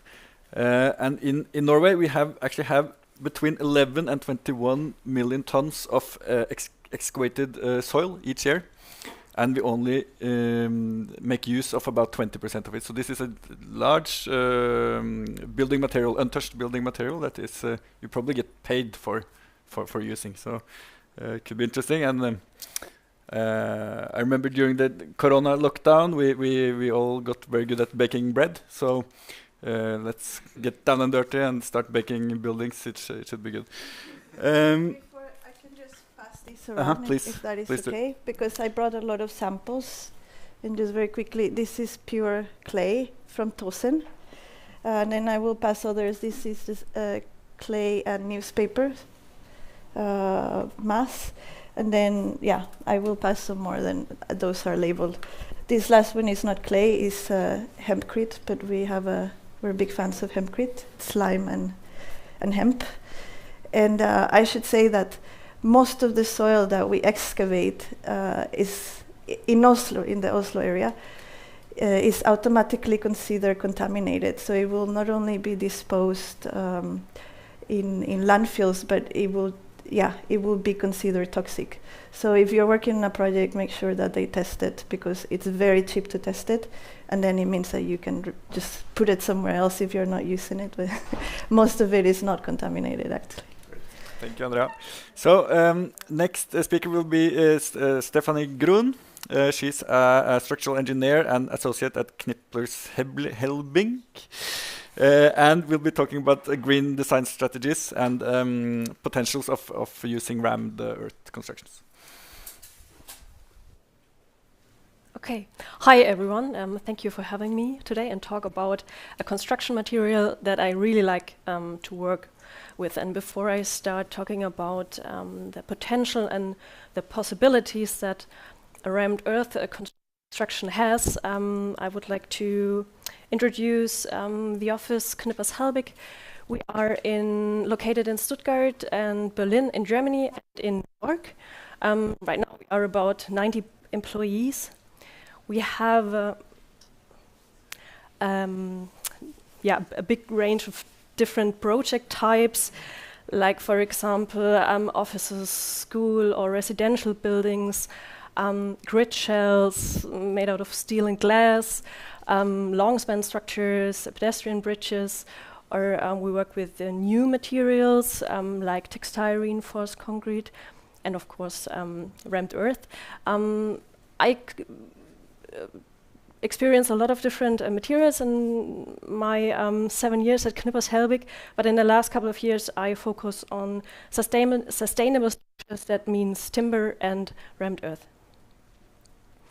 I also want to do a small introduction into clay and focus on the material properties that are important for a structural engineer to know if we want to design with that material. Clay has a really old history. You already heard that today. There are 1/3 of the African UNESCO World Heritage Sites are hundreds of years old clay architecture. As you can see here are 2 examples, one in Mali and one in Niger from the 14th century. And another nice example that I want to show, because that was here on the left side an old mosque that were discussed to demolish, but they keep it and renovate it and converted it into a cultural and educational center. We already saw that. I wanted to point out clay or earth architecture is not only located in Africa. You can find it all over the world. It's still about 40% of the world's population lives in buildings made out of clay.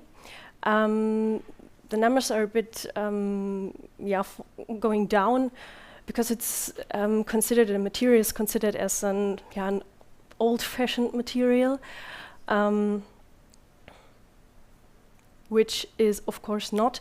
That are 2 examples of the modern clay architecture. On the left side you see the residential house of Martin Rauch. Martin Rauch is the founder of Lehm Ton Erde, a very known company that is specialized in rammed earth constructions. They also take part or play a role for the project on the right side. That's, maybe you know it, it's a warehouse from Ricola, herbal candy producer. Both examples are from the left one in 2008, the other one from 2012. We already heard about what is clay exactly, so it's the clay minerals and some silty, sandy, stony components. These clay minerals, they define the color and the cohesion, and the cohesion which in turn defines the material properties. So for example, what I need to know then as an engineer, the compressive strength, for example, and the water capability. And so there's one thing really important: the more humidity in the clay mixture, the less compressive strength the material has. So during production or working with it, the material is more has more humidity, and then there's this drying process where the water in the mixture evaporates, and during that process the material develops his compressive strength. I want to talk about, just giving a quick overview of the different methods of building we have with that material. There's on the right side, there's 12 different kind of methods there are. Here on the left, you see 3 examples that are, let's say, the most interesting ones for load-bearing walls, or also non-bearing walls, and fill-ins for frame structures. Like we also already heard, clay bricks, but not fired, air-dried, a straw clay mixture, and of course the rammed earth. That's where I will focus on today. Just some examples for the interior design. And as I already said, I need to know how this material behaves. So what is very important, as I said, the properties can vary because of the type and amount of the clay minerals inside it. That means it's not a standard material where there's one recipe and then I build with this one recipe. There are different kind of ones. That means also different compressive strength, for example. Then there's this shrinkage behavior that we know from concrete as well. So during this process of this drying process, when the water evaporates, the product or the mixture dries out, and there can be some cracking. So just have to know that. I want to say some words about this non-standardized material. We don't have any Eurocode in Germany, but luckily we have some rules. They are called very simple Lehmbau rules since a couple of years now. And these ones we can use for designing with earth. We also have a really strict code regulations in Germany, so we're really happy that we at least have these. But these rules are limited to the following requirements are listed here. For example, the building height, it's maximum 7 meters. It has to be a residential construction, for example, maximum 2 full floors, and a maximum floor height.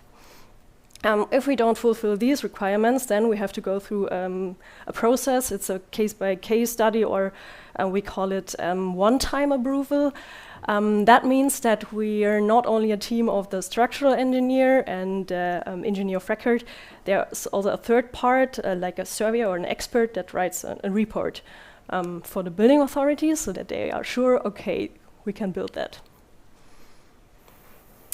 And the other thing I wanted to point out, because that's also really important to know, of course, the walls, the earth walls can be weathered directly.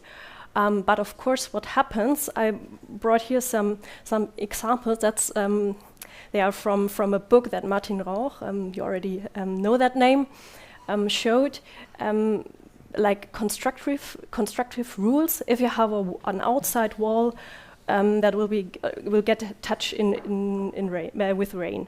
So on the left side for A, B, and C, you see the wall right after the construction, and then on the right side you see what happened after a couple of years. So the rain washes out the clay mixture a bit, and but what stays is, of course, the components like the gravel we have, or either we could include. Oh, why is this not working? Okay, or either we include some. You saw it here, like these strips. It washed out little bit, and then it stucks out because that's cannot be washed out by the rain, and it protects from washing more out, or it's like called controlled erosion. I think that's a word that is easily to understand without any further explanation. Then there's a lot of advantages. I just jumped through because I also want to talk about some project that we worked on. Very important for us, it has very low embodied carbon. As you already heard, we can use, it's everywhere in the soil, we can easily use excavated material to build directly, so you dig it out because maybe you have a basement floor and use it later on for the walls. Same building, same project. and it's 100% recyclable without any loss of quality. I think that's like the only material, and it's very nice. So I start now to talk a bit about Alnatura campus that we worked on 2019. It's located in Germany. The architects are Haskuk-Zemrich, also located in Stuttgart. And the construction company for the rammed earth was Lehmtonerde. Right, it's an office building. It's a 3-story one. It's the headquarter of the new headquarter for the Alnatura company. I'm not sure if Alnatura is known here in Norway. Sorry? Their products are also sold in... Okay. So like they also sell ecological products, yeah. What's not so important right now is what's not so important or interesting is the building structure itself. That's a skeleton concrete structure. But what's very interesting is the facade system. So we have an outside facade made out of rammed earth, as you can see already on the right picture. These are prefabricated elements, and they are produced in a field factory directly on site because we have the space. We had the space, and they are multi-layered or several layered elements. I will show later on some pictures. And what's also very important, for that location, we need to consider earthquake or seismic forces. We also, of course, you can see we're not fulfill the requirements of these rules, so we had to go through the process of a one-time approval. So here you can see a bit more in detail the structure. On the right side, you see this already mentioned several layering. So we have this bigger outer layer with 38 centimeter. Then there's a thermal layer and the inside layer, because obviously the client wants to see the clay inside and outside. So have the very positive properties in the inside with the humidity regulation and so on, and have this nice this nice view from the outside. It stands in front of the building structure. All the vertical load from the facade, so its dead load, just goes vertically down to a concrete part at the bottom, and then we hang it back or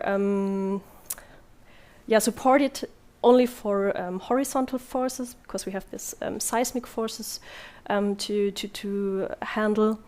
And in these vertical rammed earth structure, we needed to include a small concrete part to make it possible to transfer these loads from the earth wall into the building structure.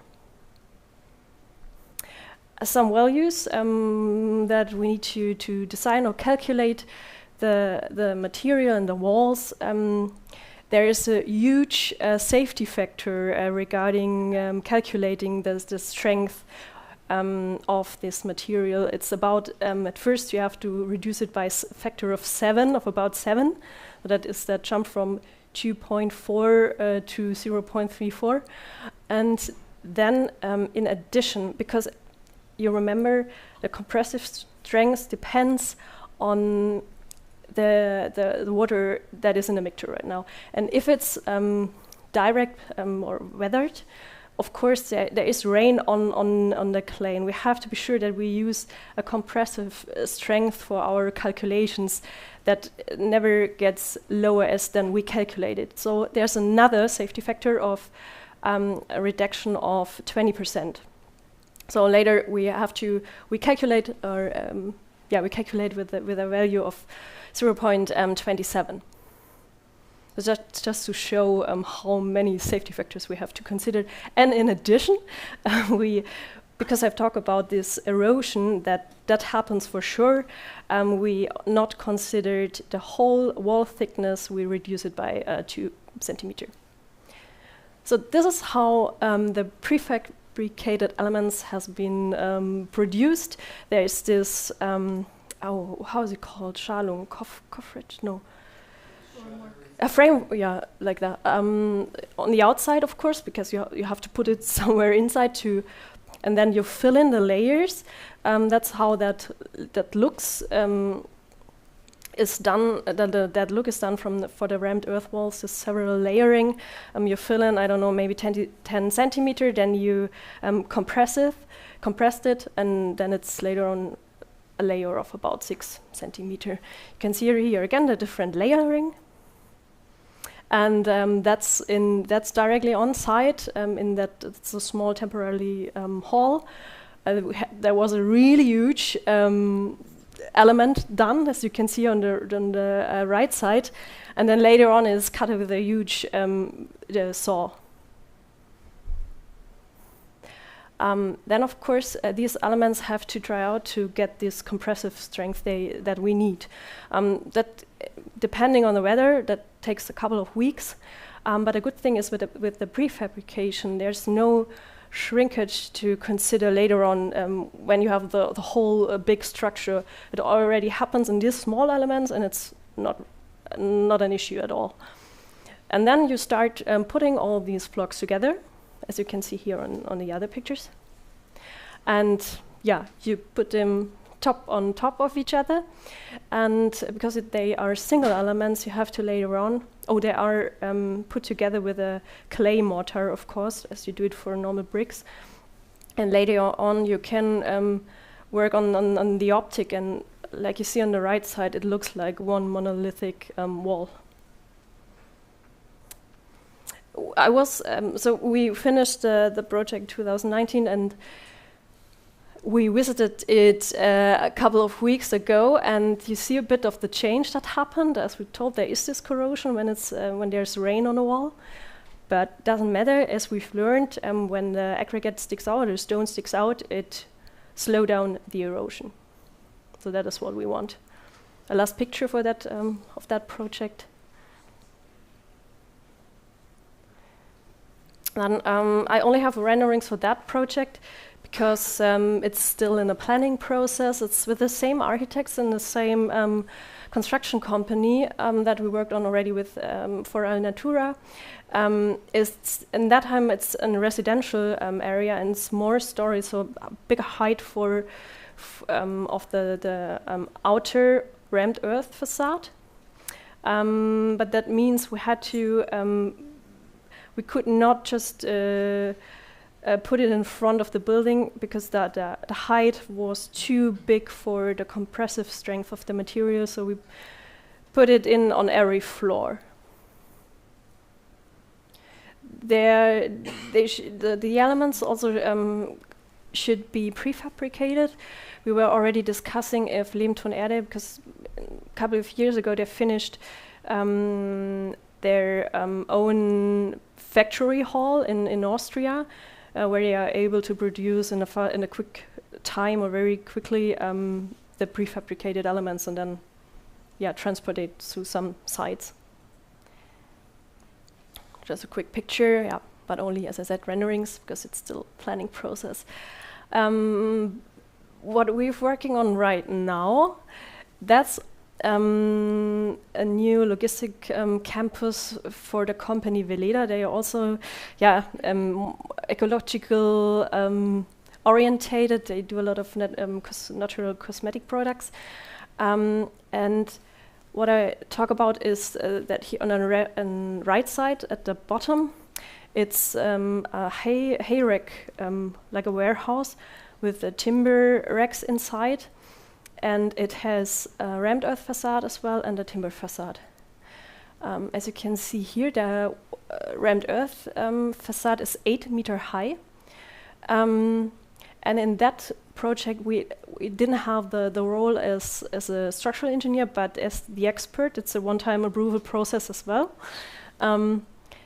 And we wrote for that project the expert report, and we advise like the construction process on site. It's a bit similar to Al Natura. There's this vertical wall in front of the building, and we supported horizontally back to the structure that's inside. We could use the excavated material from the basement. We just need to mix it a bit with more aggregates to have this nice combination of this sandy components and the stones. And then it's filled in this huge framework. I mean, it's 8 meter. They did it in 2 parts, first 4 meter and then the other 4. This is how it looks like. It's a wall thickness of about 60 centimeters, so it's possible to stand in and work with this hand vibration machine to compress the material. Of course, this wall has also this concrete beam inside to transfer the loads from the wall to the structure. And this is one of the latest pictures of it, the already 8 meter high rammed earth facade. Another project, it's sadly not yet built because it was more of a feasibility study. But so what is that? That's a noise protection wall. And because of its huge density, or the high dead load that this material has, it's similar compared to concrete. It has a really good sound insulation, and that means it can be really nicely used for these noise protection walls. And especially if you think of the noise protection wall made of clay is much more nicer than the usual standard ones that you may know. We did some research and study here, and I hope that it will be built. It has, of course, the already mentioned positive ecological properties. It's nice for the insects, for example, to live in that. I really like that. Last one, also in planning. It's also in Germany. It's a building for the university there, but it's also outside rammed earth walls. But I sadly cannot talk too much about that. Last slide. What I want to say, it's good to hear that it takes more part in the education, and I hope that will happen in Germany as well. So that it's not only a niche product, but that we use it in a wider range of projects and much more often. It's such a nice, sustainable construction material, and I hope the interest is growing more and more, and we build more and more with that project, with that product. Thanks.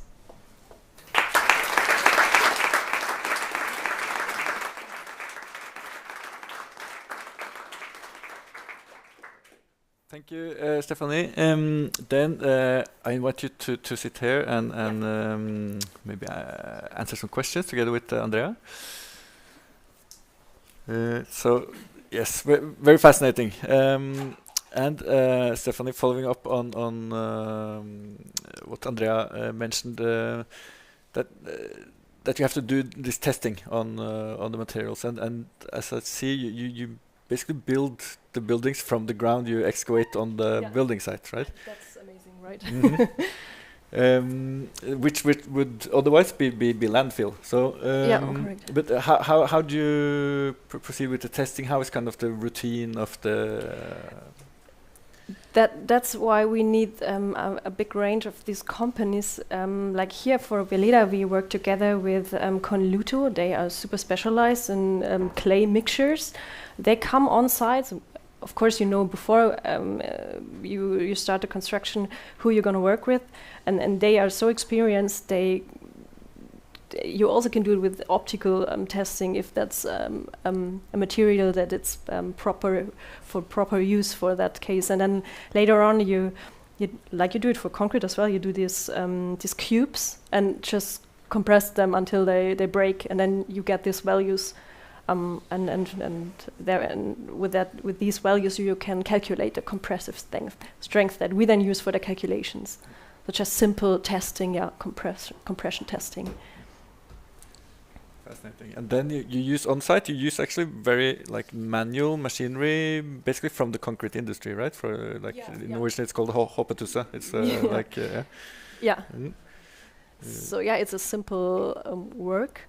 Of course, it's exhausting for 8 meter, and it took for Veleda, for example, it took a couple of months to finish it. But it's a huge warehouse. It's 80 meter by 40 meter, so a lot of clay. Nice. Do you have any questions, Sigurdur? Yeah, I actually want to a little bit. When I first came to Aho, what struck me apart from the interest in architecture was that the use of robots. You have all kinds of machineries, robots. And when we look at the building industry today, we see like... Tusen takk, Ola. Today we see that, for example, some wood companies like Erne Holtzbau, they are using their own like production robots from the wood manufacturer to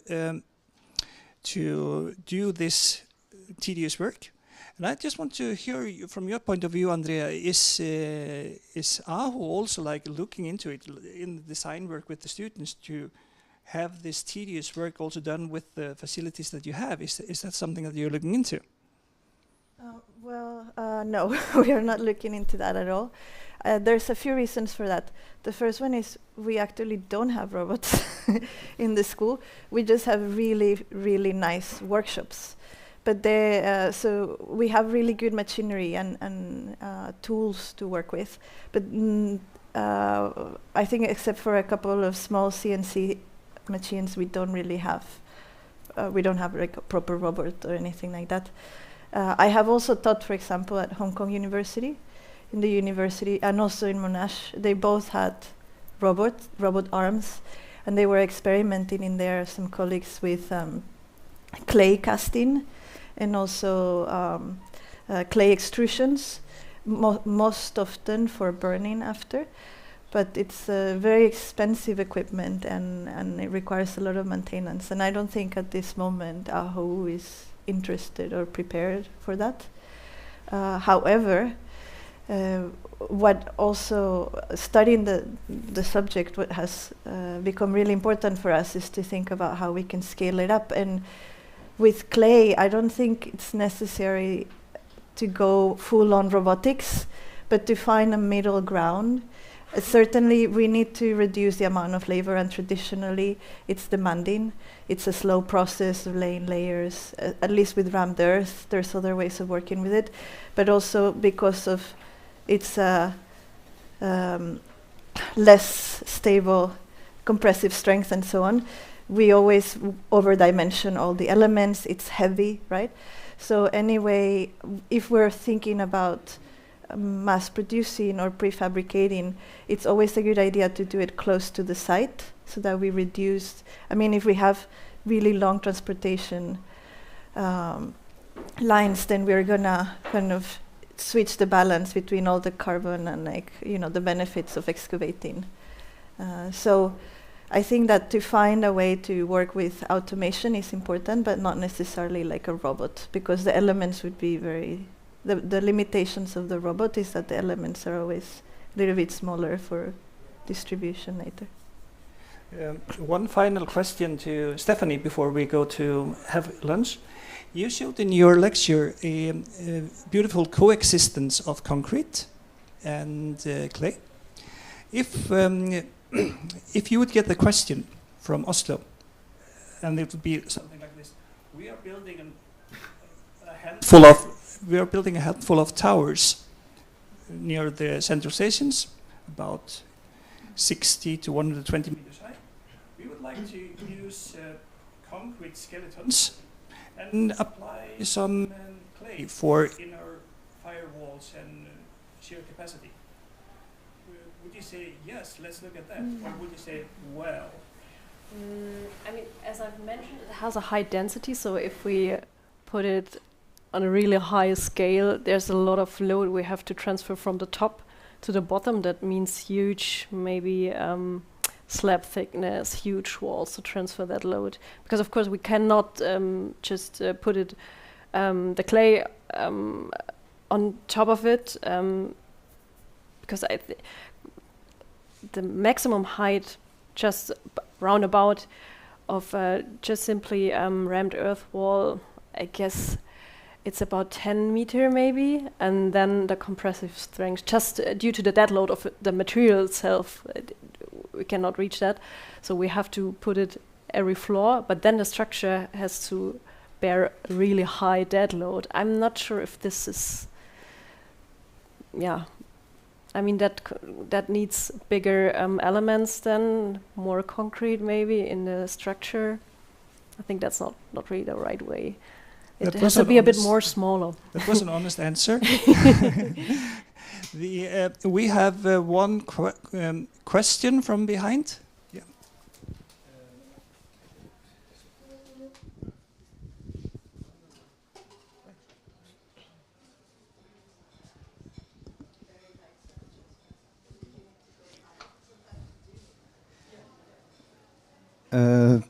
Good.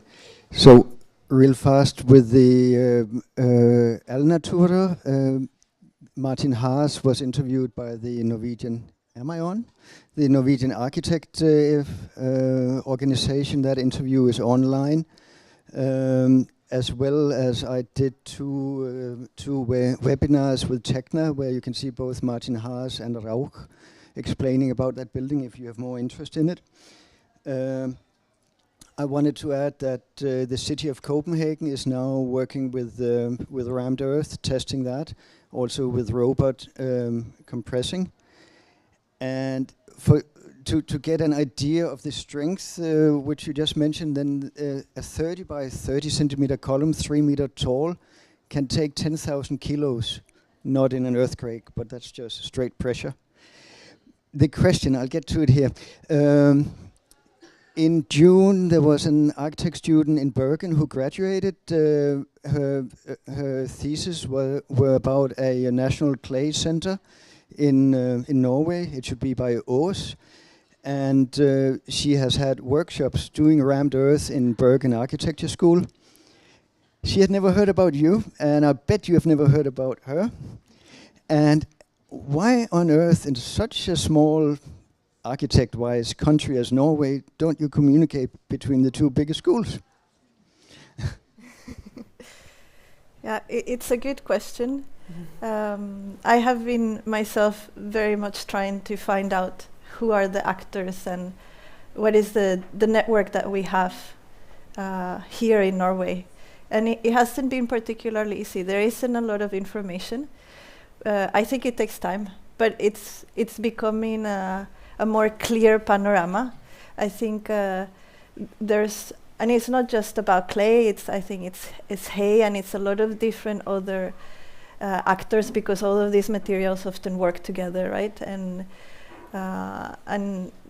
you know, it has been an intention to develop some form of center to do this, but it has also been a lot of challenges. So I think we just need to keep trying. And that's why also the exhibitions and finding ways to share and communicate, it's really important, because a lot of this work happens small scale, especially in Norway. And you develop so much knowledge. You learn about the soil that you find, you come up with a new way of doing it, and then it stays there. So we really need to find ways to share it, and not just amongst architects, but also to get the builders excited and developers, you know, the industry. I think that's our biggest challenge. If we start to have better share of knowledge, then we will probably start building more with these materials. Thank you, Andrea. We actually have one more question from our digital audience. So this is our way of sharing. I guess it's for you, Stephanie. Do you have experience with responses from investors as to their concerns with clay buildings? Sorry again.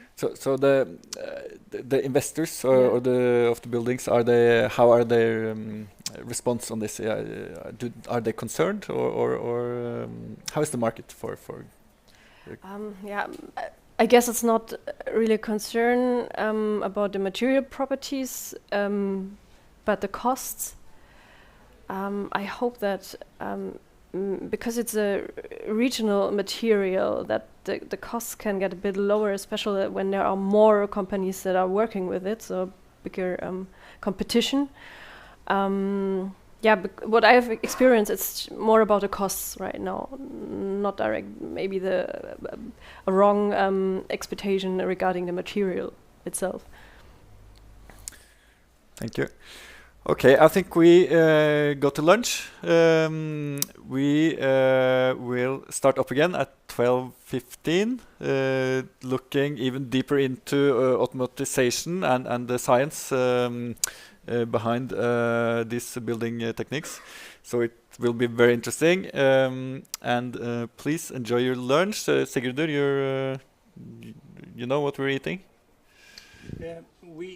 We are getting some wraps, and there should be both normal ones and the vegetarian ones, and I think even some gluten-free. So.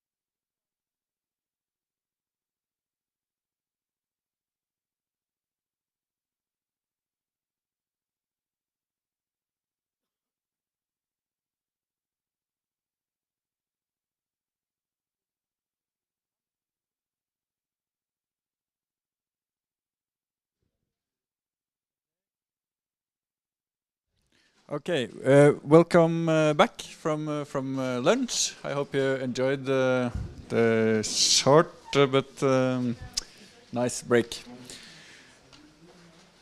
So we are at the last bulk of today's seminar, and starting with Pia Solberg Eikström and Eva Isabel James. Students at AO that will talk a bit about learning with earth walls from a student perspective. So please, it's you. Yes.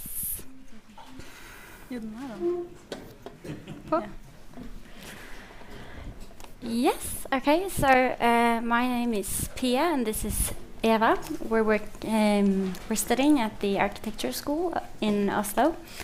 We weren't totally prepared to do this in English today, so we've been Googling a bit with the terminology, but we're going to do our best. And yeah, so the student project that we're going to present for you today is located at Tretten in Norway, which is quite close to Oslo.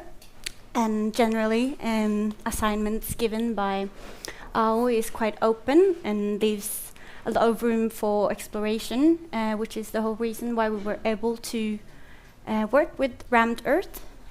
Yeah. Yeah. So the project we were assigned was to create a primary school for a first year to 7th year in a small community called Tretten. And it was also supposed to act like a social space for the community. So as Pia mentioned, already in the early stages of the project, we decided that we wanted to work with rammed earth because it's a natural element. And we wanted our main focus to be on how to be able to use rammed earth in the cold Nordic climate, because there are a few problems with the rammed earth being able to dry when it's colder. So when we were going to do the project, we looked at a few references. For example, Bolt's Huset in Switzerland. And he uses layers of brick in the outer facade to dry the rammed earth. And also the Chapel of Reconciliation, where the outer facade is in glass to protect the inner walls in rammed earth. And rammed earth is also well suited for public buildings because it's a natural material, and it also is very good at regulating both temperature and air humidity, and it also reflects sound and light in a pleasant way. And this was the site that we were assigned. And as you can see, it has a very steep terrain, so we decided to place our project in the more leveled area of the terrain. And this is how the project is lying in the terrain and how we see the outdoor areas. This is a simplified figure of how we have managed the program within the building. So we have a classroom section with the 1st to 4th grade, and then it's divided by 2 floors. So we have the 5th to 7th grade in the 5th to 7th in the 2nd floor, and it's connected to the library and the administration. And then we also have a separate building with a gymnasium and other social activities. Yes. So if we look further into the plan, we can see that our general goal was to have outward facing classrooms and then a communal area in the middle, which is divided into sections with rammed earth rooms, smaller rooms built by rammed earth elements. And these elements are used in smaller rooms in the gymnastics and also in the administration, where you have a need for smaller offices or group rooms to have more secluded conversations. So we have the same principle in the second plan with the classrooms surrounding an outdoor playground at the roof and connecting to the library there. Yeah. And here we can see how the buildings are situated in the terrain. In the top section we can see how the rammed earth blocks are placed with a skylight at the top to give light into the deeper parts of the public area of the building. And in the second section we can see how the schoolyard is situated in the terrain and also how the facade will look like. And in the third section we can see how the public buildings are arranged around a public outdoor space. And here is a more like zoomed in version of the sections. And the left section shows how we thought that the facade might look like. We wanted the facade elements in rammed earth to be perceived massive and that they would stand in contrast to the light wooden construction. So we wanted the roof to kind of cling onto the massive facade elements. And this is a reference to Villa Busk of Sverre Fehn, for those who know him. And in the second section, we can see the boxes in the common rooms and the skylights. And we wanted these boxes to be built up of rammed earth elements that could be prefabricated and that you could easily assemble them and take them apart if you needed a new use of the public space. And in the rightmost section, we can see how the theatre and library is in relation to the public outdoor space. We also have some illustrations of what we want the inside to look like. To the right, to the left here, we have a collage from the mezzanine leading from the 5th to 7th grade into the library. And in the middle here, we have a music room beneath this stairs in the library. And we're also have to the right here from the common room with these rammed earth smaller rooms where we also lead light through the roof ceiling. So yeah. And when working with rammed earth, it takes up a lot of light, so you're in need of good light sources, which is the reason why we have such an open facade with a lot of glass. And we also bring it through windows that go directly into these smaller rooms, but as well will bleed out into the common area.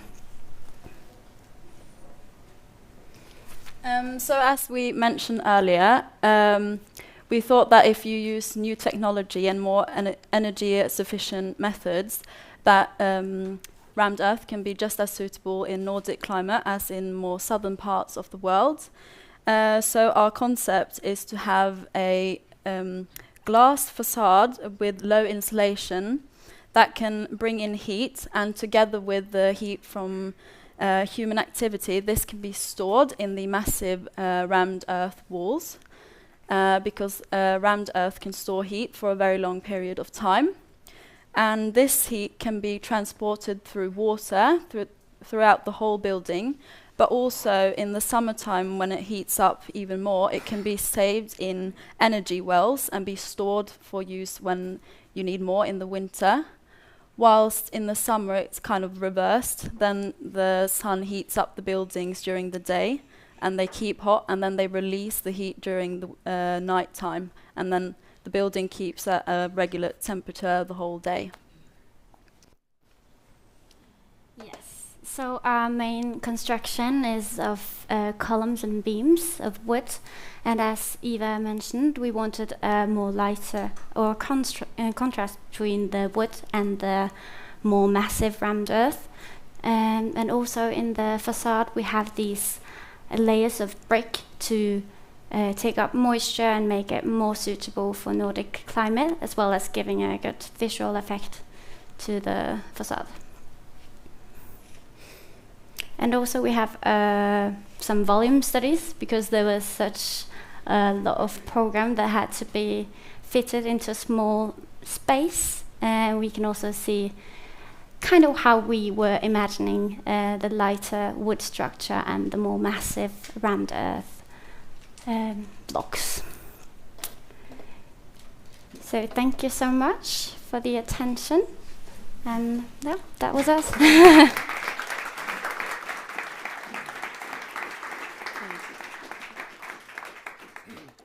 We will, in this block, as the other blocks, we will take the questions and discussion at the end.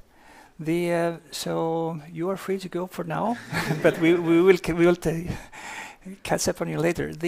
At Asplan Viak, where we have the motto that if we want to get further, then invite clever people, and this definitely applies to the person coming up next, Tobias Bonmetz. And we're just intrigued how structural engineers and people working with the new technologies were able to cooperate with one of the most demanding architectural offices in the world, working with Earth in a very creative way. And we are definitely looking forward to see your splendid work. Thank you, Sigurdur. Do I have to press to get the first? No, that's... okay, here I am, that's my title. So, Earth Timber Floor Slabs, from a bespoke use case to a scalable product. So this presentation is both by... I represent Rob Technologies and ZPF Ingenieure, which is a structural engineering company based in Switzerland.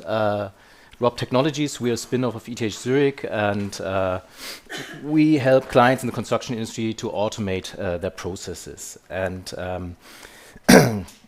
our aim in this joint venture is to market and produce a highly sustainable floor slab system. And the whole idea originated from a concrete building project which is being realized in Basel. And now in my presentation, I want to walk you through the development process of this Basel-based project. First from an engineering perspective, and then subsequently our investigation into applying automation and robotics for fabrication.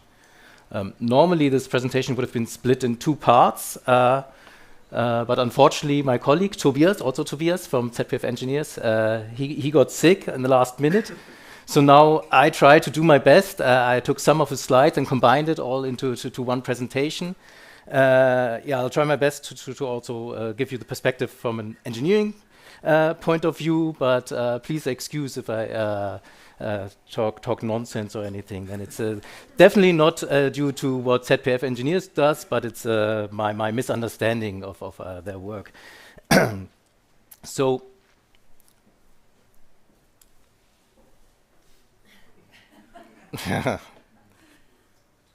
That's the right. Okay, so this is the project where everything originated. It's Hortus.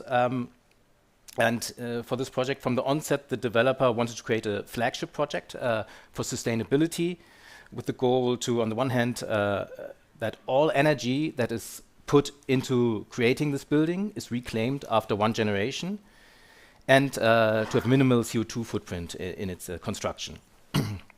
And to achieve this, he put together a well-rehearsed team. So Herzog Dimmeron and ZPF Engineers, they work together on various projects already. And I believe this team is one of the main pillars of the success of the whole project, especially if you have such high demands in the brief. To give you a little bit of context, the project is located in Basel, near the French border. It's a development, in a new development area, one block, the black one down there, and it's mostly biotech companies that gonna work there. We've seen this, unfortunately it's in German, sorry for that, but we've seen a similar graph right at the beginning already. It's these 3 dimensions of sustainability, or also sometimes referred to as 3 Ps of sustainability: people, planet, and prosperity. And these were the guiding principles, especially also for the developer, that of course he wanted to focus on ecology, but not alone, also on economy. So he also has to make money off this project, and that was also a guiding principle. That's Tobias calls it no eco luxury. So really it has to be affordable to make an impact. So we also talked about this, and I guess for everybody in the room, it's quite clear what the challenge is for the industry. Maybe just to add, apart from emissions and energy put into the buildings, all our industry is also responsible for 50%, or it consumes 50% of all non-renewable resources that are extracted each year worldwide. So this is a third point actually not shown on this slide. And yeah, since we've already seen a few presentations, this is also something talked about earlier. Just to show you, in the past, the focus was mainly on operational emissions. It started, I think, in the 70s with the oil crisis. You wanted to save money, and that's why installations and walls became bigger and bigger, more ESP on the walls. But in the last couple of years, this shifted towards looking at the embodied carbon and the gray energy. So everything that accumulates to extract the materials you want to build with, to fabricate the building, and also at the end of a lifespan of the building. And so also for this project, it was really not only looking at what about the operation, but especially what do we put into the building when we construct it. And now looking at the different elements of a building, you can see that actually looking at emissions and energy put in, around 60% or even more than 60% is put into the building structure, which means as an engineer, especially for my colleague who's an engineer, structural engineer, not myself, it means that they really have a big responsibility, but they can also make a great impact on a building. But for this, of course, the structural engineers also have to be part of a design process early on.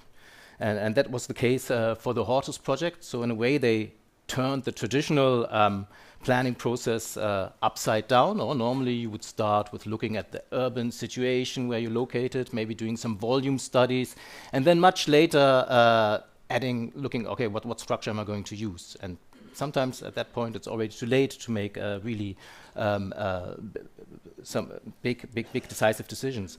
So here it was the other way around. As I said, the whole team was together from the start. So they started with the material actually to look at, okay, with what materials do I want to build? Which materials do actually have a very low carbon and energy footprint? And from there, defining a structural system, and only then taking this system and creating a building design out of it. And I talked about the 60%, which is in the structure. If you zoom closer just to the structure, you see that, you can see that 38% is actually the floor slabs or the ceiling structure. So that's the biggest part of the structure. For that reason, focus was set on this element of the structure, because if we can change this, then we have a huge leverage to bring down the overall footprint of the building. And the engineers started to then analyze various different floor slab systems. You can see here, this is only an excerpt of many other systems they looked into. And here they compare cost, the embodied energy, and global warming potential.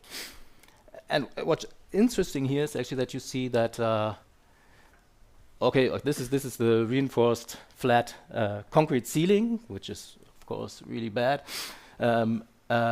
But it's really also about efficient use of material. So we can't say always straw is the best option, or clay is the best option, earth walls, or timber. It's really how do you use the materials, and for what purpose. Because you see, for instance, the ribbed concrete slab has already much better values, but it's not used because it's too expensive to build. So like all these Navy structures, you probably know. So with this analysis, they singled out various systems to take a closer look at. And these were then put into a further matrix. I won't go into detail too much. It's also much too small for you to read. It just shows you, oh, there's some red, yellow, green boxes. No, it just shows that at the beginning we just, in the first previous slide, we just looked at the greenhouse warming potential and the energy. But of course, a floor slab has to do much more in a building, and for that reason, I mean, concrete slabs are not. They also have really good performance values because they're good against fire resistance. They bring mass into building that can be thermally activated, which you might want. They have mass for good acoustic insulation. So these are all good properties of the concrete slab. And so also these performance criteria were looked at and analyzed and to see what would really be a good system. And as a result of this analysis, actually an own development came to the top of a hybrid earth timber floor slab, which aligns, on the one hand, the environmental aspects with all the other necessary performance requirements. So basically, it's a timber frame ceiling, and there in between the beams is filled with rammed earth. So what does the rammed earth do? First of all, it brings mass into the system. So what normal, if you just have traditional timber ceilings, you lack, and you always have the problems, how do I deal with acoustics, thermal mass, etc. Structurally, it performs as an arch, so you only have compression forces. So in contrast to what we heard before, now we're not looking at rammed walls, but we turn it 90 degrees onto the ceiling. So that's why we have this arch with compression forces, no tension or lateral forces acting on the elements. And you see the wood beams are angled at the top, so they can act as an impost for the arch. And it's solid wood beams, also for environmental reasons, again, to not use any laminated or glue, which, of course, you would have a much worse CO2 and energy footprint again. But this comes at a certain cost if you look at what dimensions are possible. And so for this slab system, we're actually looking at maximum dimensions around 6 meters. And that is due to what you can get in sufficient volume from manufacturers, from sawing mills. So we asked around, and that is what they can provide right away. If you want to go for longer spans, you have to try to get that much more in advance, or really change to a laminated glue binder. And then as a third aspect, you have the 3-layered board on top. That's a bit of a shame. At first, we just wanted to have diagonal beams to achieve the stiffness of the whole element, but especially for the Hortus project, this was not possible because of the forces acting on the element. Especially Basel is also an earthquake region, so there we had to go for the 3-layered board. And this just shows how then this element is connected in the whole structure. The whole idea was to use mainly very simple plug connections to reduce any use of steel joints as much as possible. And this is rendering how it then looks installed.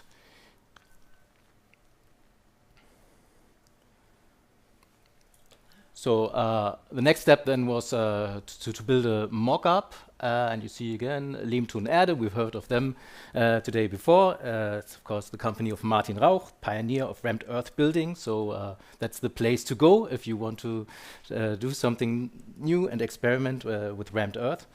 And so the mock-up was done for once to get an idea for the architects, especially also for the aesthetics, but most importantly for fire testing. We heard before for the straw bales in Switzerland, we have the fortunate situation that there are not a lot of requirements. In the end, whoever produces and builds it takes all the risks. And but fire is one thing that you have to show that your system works. So the whole this mock-up was burned basically, and this was a pivotal moment in the whole project development. After, I mean, it had been going on for a year because everyone thought it could achieve this. What we needed was the AE 60, so 60 minutes fire resistance. that it would work, but we didn't know, and if it would have failed, or all the work before would have just been scrapped. But luckily, it turned out to work very well. And again, here also the rammed earth also takes an important role for the fire resistance, because it shields large parts of the timber structure from direct fire.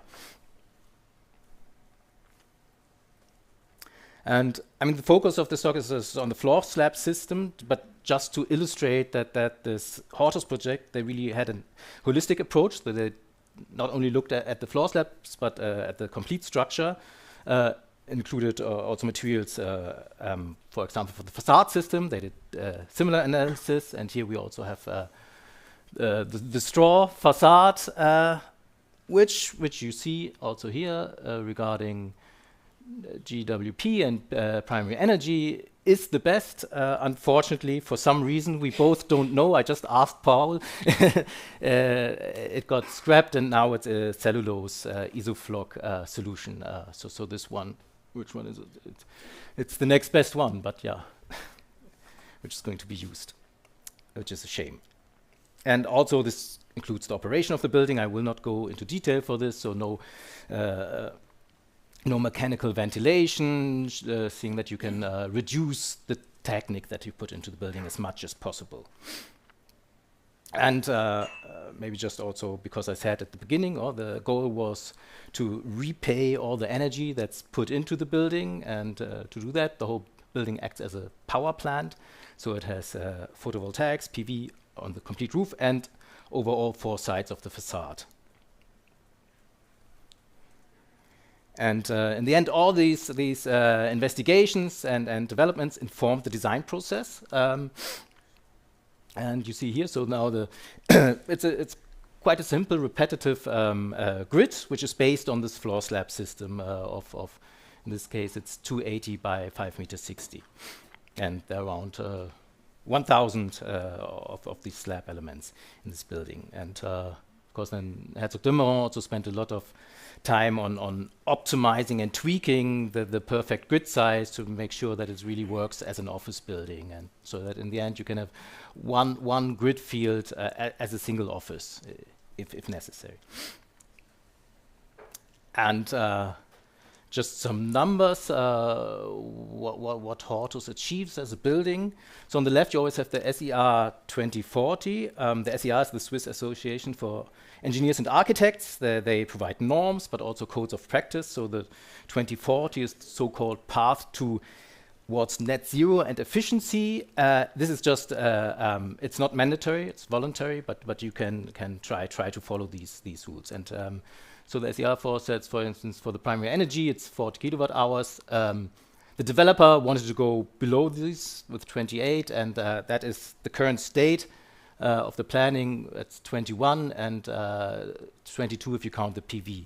The PV is always singled out because I mean, it depends on where do we get energy. If we get enough clean energy already from our other sources, there's no need to put PV on the building anymore. And the PV, depending where you get it, this is now, I think, a local manufacturer that they found. At the beginning, the PV was imported from China, then it was 25% of the whole. So see, that really has a big influence.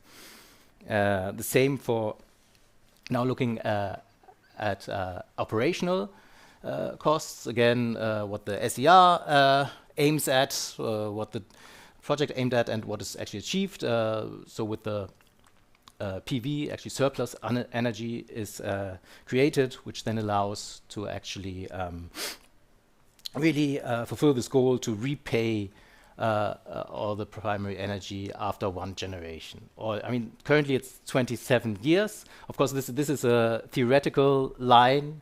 It would probably not be really a linear progression down, because you have maybe change elements for the facade also after 20, 30 years.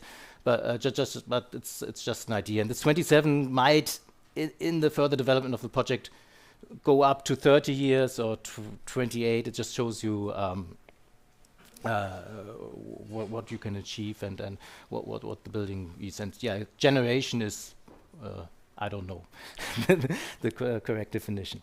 And last the CO2 emissions, again, SER, project goals, and it shows actually that if you really want to, you can go much lower than what the SER actually wants for an energy efficient and green building. And personally, we actually think that these don't go far enough, what they tell their engineers and architects to achieve, because yeah, you can halve actually the emissions. And after a lot of graphs and numbers, just some images of how the building will look like. It's planned for realization in 2024. So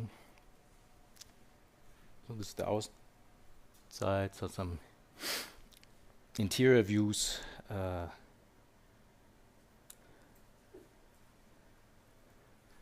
Outside there's also green courtyard, and you see actually the building in the background is also from Herzog Zimmermann, built around 5-6 years earlier, which is a concrete grid. So you see there's also a lot of happening in the minds of the architects and how they build. They would probably not build a building like that anymore today.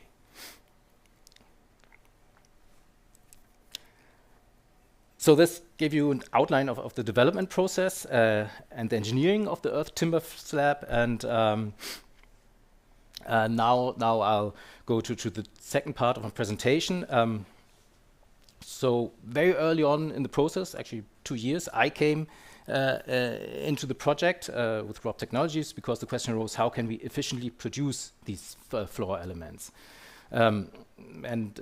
Also, I showed in the beginning, for the developer, it was essential to not only build a highly sustainable building, but also a profitable one. And so here we actually, in course of the project with the engineers, we went a step further and thought this system has actually so much potential. And we already talked about a lot of the features. Maybe I can highlight also the circularity aspect, but we already heard the earth and it's solid timber. It can be easily disassembled. All the elements can be reused at first, recycled, or in the last step, returned to the biological cycle. And of course, also positive aspects of room comfort. So together with the engineers, we thought if we really take climate crisis serious, we are actually convinced that green construction needs to be transformed from a bespoke use case, as it is now the Hortus, to a scalable mass market solution. And that's the reason why we founded this company, to kind of put the money where our mouth is, with the aim to do exactly that, to further develop, market, and produce this floor slab system at scale. And what is necessary to do that? For once, the material, we've seen this map several times today, so you've heard it before, yeah. Material is not actually the issue, it's available everywhere. Also, if we look at Switzerland, zoom in, it's if you take out the Alps, basically you can use any excavation material that you find on the ground. Of course, it's important, we heard before this baking recipe, normally what we say, also Martin Rauch tells us it's around 80% you can use directly, and then the rest you would mix in to get a consistent mixture, which I mean, of course for us, now that we want to industrialize the whole process, is very important to have a really consistent quality and know what we put in.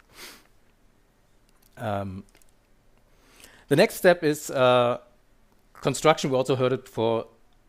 Unfortunately, it's always a race to the bottom. In the end, it's all about cost. It doesn't matter how sustainable or great your solution is. If it's more expensive than the next cheapest, you probably only find a really small market for it. And this graph again shows graphs the cost against the global warming potential. And in a way, it's perverted, really, because you see in 85% of all cases, you always decide for the concrete, flat, reinforced concrete slab. But the cost difference to much environmentally friendly solutions is maybe 10 to 20%, while you can achieve reductions of CO2 emissions of up to 80%. But still, yeah, So it's really clear we have to be able to produce these elements at a cost comparable to the concrete slab, and that is the goal that we want to achieve. And so it all comes down to how do we assemble these elements. And so this is the final assembly scheme chosen. At first we also looked into maybe just producing the earth blocks separate and then inserting them into the timber frame, but it means a lot of more process steps, and also then again you have issues with fire resistance, because it's very important that the earth really closes all the gaps to the timber frame. And we have the advantage that we basically can use the timber frame as a lost formwork. Also, we don't need any additional formwork. It's just turned on the upside down, earth is filled in, it's being compacted, and then again turned 180 degrees, and then it can be assembled in the construction. And the good thing, because it's only self-supporting, here we don't have to wait for the earth actually to dry. We can compact the earth and directly insert them into the building. So it's stable enough to actually turn and transport the elements, and then all the drying, the rest of the humidity that has to dry out can happen in the building. So we started with the first proof of concept with a focus on processing and compacting the earth. Because this is basically the most laborious process of all, and producing, I mean, it's not a very complex timber frame that is easily done, can be very fast, and also with Rob Technologies we have a lot of experience how to actually also automate it if you would want to do it. So it was more interesting for us to see how can we handle the earth. So for example, this is Erne was mentioned before. I think you also see some images of their rammed earth. This is a gantry robot we developed for the timber construction company Erne, that fully automatically assembles timber frame walls. Just to give you an idea how this works. So now, so place the sheeting, nailing, clamping, whatever is necessary. So first, the open question was, as I said, how to process the earth. What is the appropriate hardware? If we use a robot, I mean, we use the robot because it was available to us, actually, and it is a good machine to do prototype testing. But does it actually work? What about the forces acting on the machine when processing? How fast can I be? That is also the most important question that we had. Can we actually really improve cycle time? And eventually, the success, so this was the first prototype you can see produced. We're very successful, and eventually we could show that we were able to really bring down production time, fabrication time for square meter of ceiling or floor slab under 1 minute. So here you just see some further images of our proof of concept testing. I also did some checking if we actually achieve the compression strength we needed. Actually, that's also a question which is not really solved nowadays in regulations. How do you, and Steffi talked about it, how do you make sure that your earth mixture, which is inhomogeneous, is really good? And I mean, there is this rule for building these compression cubes and making compressions, but they are never compressed or produced the way you actually build the walls or build here the ceiling. So it's, for me, it's actually a question of these are actually adequate to make assumptions on how good your compression is.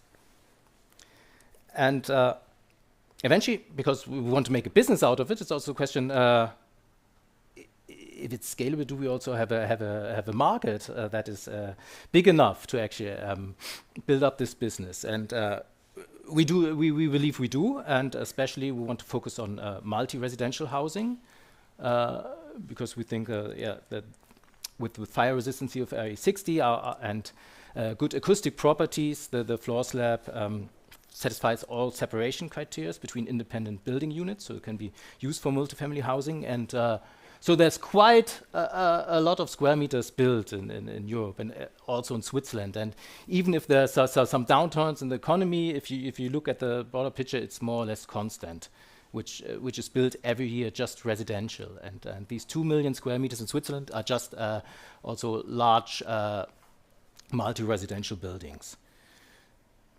So with Remeta, our goal is actually in the next 5 years to deliver 150,000 square meters of floor slabs. And the nice thing is it matches very nicely with the sustainable development goals of the UN, that we provide sustainable housing for 5,000 people with a product that features zero waste, is fully circular, and can save over 5,000 tons of CO2.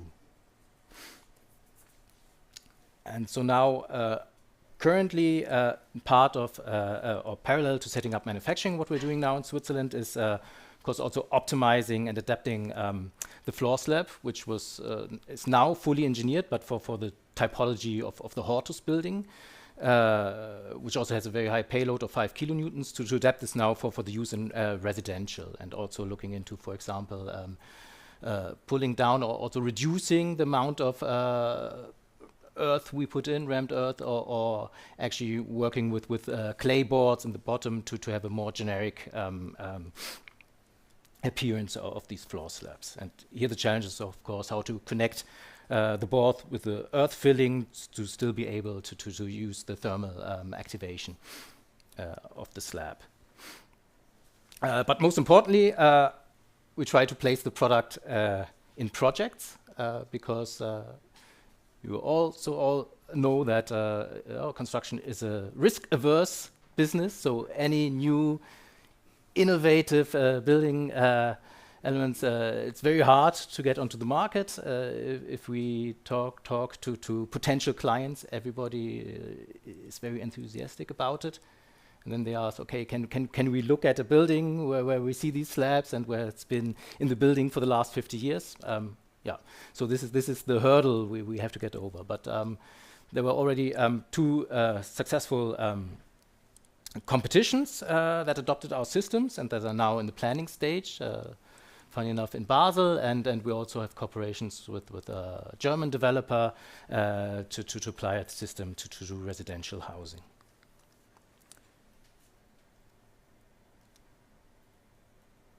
So maybe to close off, our mission is really to enable environmentally sustainable buildings for everyone through basically merging traditional materials, the earth and the timber, with structural engineering and robotic automation. Thank you.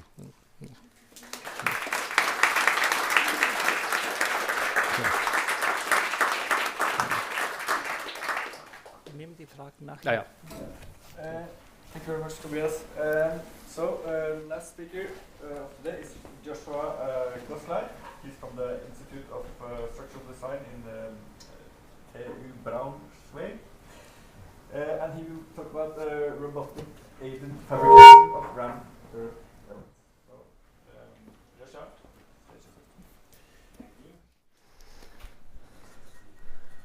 Can I just click?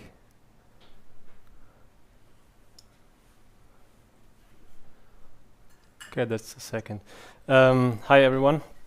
Thank you for having me. First, it's a pleasure to talk to so many specialists in this field and also discuss, because I'm working in research. It's always nice to see actually built buildings in earthen materials. We saw a lot today, and now we go more into research and a bit more into details. And I hope it's not too detailed at some point. I try to integrate a lot of videos and pictures to show you, because usually I'm used to speak to research audience, and then of course the topic is a bit different. So I try to give a broad picture today of robotic aided fabrication of rammed earth elements.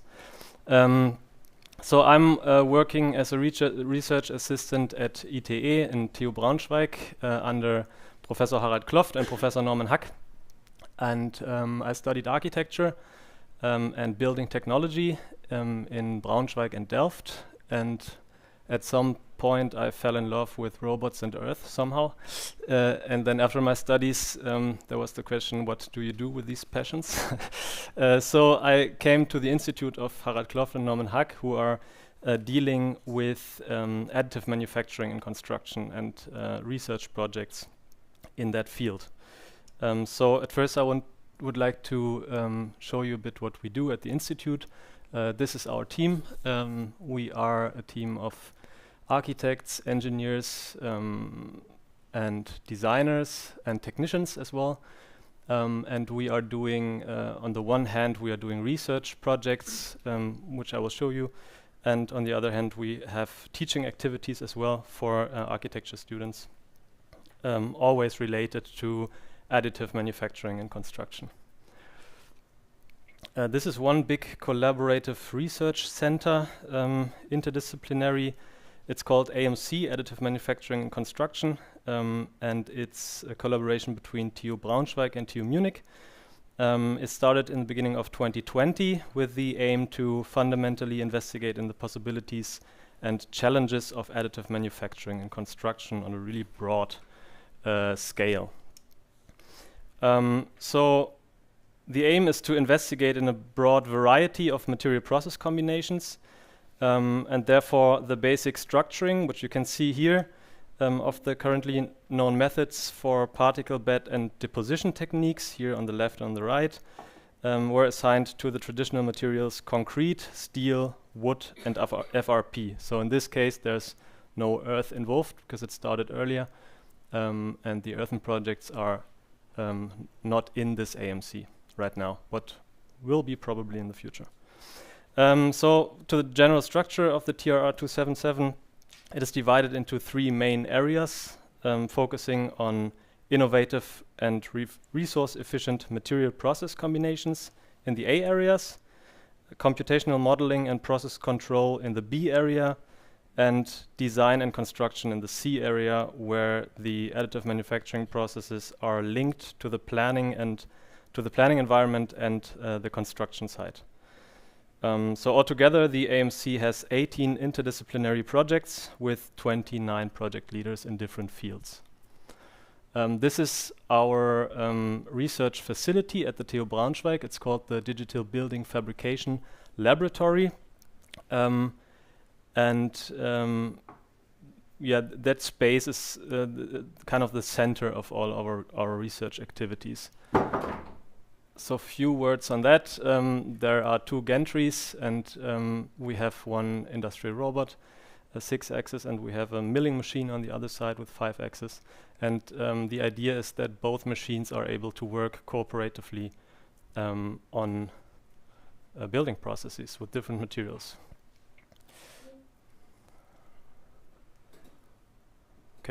Here you see the shotcrete 3D printing method, which was developed in TU Braunschweig, where different to extrusion-based processes, the material is actually sprayed and accelerated in the nozzle by air pressure, and therefore it is kind of shot on the subsequent layer, which makes the bond between one layer and the next layer way better compared to other 3D printing techniques like extrusion. On the right side, you see a section of a created element. You also see that the layers kind of compact in a very nice way. Yeah, in general, it is about reducing material, reducing mass, and with these additive manufacturing techniques and with this shotcrete 3D printing method, we are able to create different types of elements, such as here columns, wall elements, spatial beam structures, or also horizontal elements.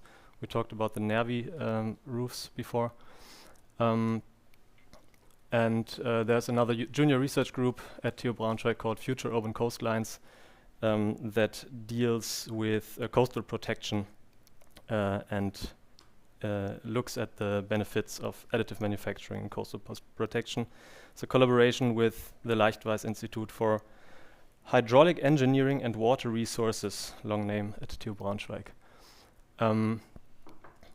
So that's what we do in general at the at the Institute for Tragwerksentwurf, but now I will go into earth and materials. As a little introduction, we heard a lot about what is earth and what is clay. I just want to say one more thing about that. Here you see the hydration process of concrete, where on the left side you have the mixing water and the aggregates and chemical binders in the mixing state, and on the right side you have the same material but after hydration. And what happens on the outer blue ring that you see is the leftover water that need to leave the structure. So a lot of the water that we actually mix in is bound into the matrix. That's why we don't have such a big problem with shrinking in concrete compared to earth materials. So now we have the same graphic, but in earth materials, and what you see is that drying through evaporation, this part is way bigger because all the water you put into the material actually needs to leave the material again. That's why for us it's really important in additive manufacturing, because there are some techniques that focus on pasteless material that you need to pump. If you need to pump a material, it needs to be fluid, so you need water, but this water needs to dry out again in the end. And that's why if you have a pumpable material, you have a lot of problems usually with shrinkage and with change in the geometry afterwards when it's dry. We have seen kind of the same picture before. I don't want to talk about it too much. It's just the 12 most important traditional building techniques in earth. Here, the middle part, this middle ring, you see that it focuses actually on the humidity of the material, or the viscosity actually. So on the state of the material that you need it for when you want to process it. Here it's zoomed in, recreated but zoomed in. You see there's the dry or solid section, there's the humid section, there's the plastic section and the liquid section. And as I said before, extrusion-based manufacturing processes, they need this, where we have this blue ring now, liquid or plastic state, so you need more water compared to the humid state, where the rammed earth is located. So in additive manufacturing, for us it's really interesting to look at the material that has the least amount of water possible, but afterwards we are still able to bring it into form. And that is what rammed earth actually gives us, because it has way less problems with shrinkage. We don't need to pump the material, and so on. It doesn't make the whole process easier, because if you cannot pump the material, you have to deliver it somehow. So you need to come up with new ideas. So that's the reason why we focus on rammed earth and not, there are a lot of other additive manufacturing techniques with earth, like 3D printing or sprayed earth as well. Now I come to the project itself, and here on the photo you see everything that is needed for traditional rammed earth construction. There's a tamper, there's a formwork with tensile connectors in between, and there's a suitable earthen material and a lot of manpower, of course. We have seen the pictures in the middle and on the right from you before. You again see on the right side, the picture is from this year. It's like 3 months old. You see again the most important things. You need the components for rammed earth construction nowadays if you want to build in situ. So again, it's a tamper, a formwork with tensile connectors in between, suitable earthen material, and a lot of manpower. So of course the tools itself changed quite a bit during the time. The tamper is, for example, a pneumatically driven one nowadays, and the wooden formwork is able to withstand tamping forces equal to 60 kilonewtons per square meters. But the general process logic stayed the same. A formwork is placed, raw materials delivered, and subsequently fed into the formwork. You see it in the middle picture, where it is compacted in subsequent layers. Here, more than 50% of the expenses are actually formwork related and not due to material compaction.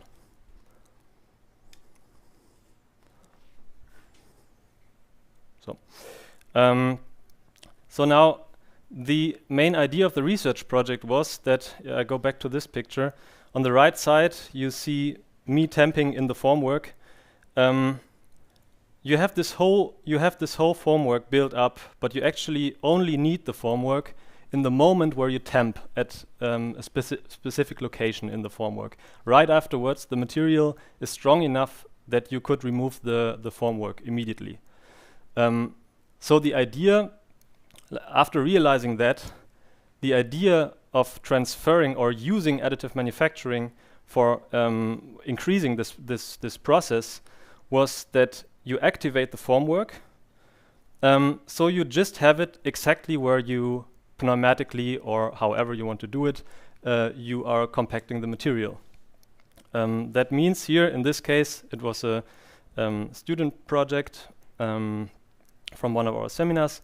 The idea was that the formwork, the slip form, is connected to a robot. Here is a UR5 with a pneumatic tamper in the middle, and there's a material delivery here as well, and it just goes where the material should be compacted.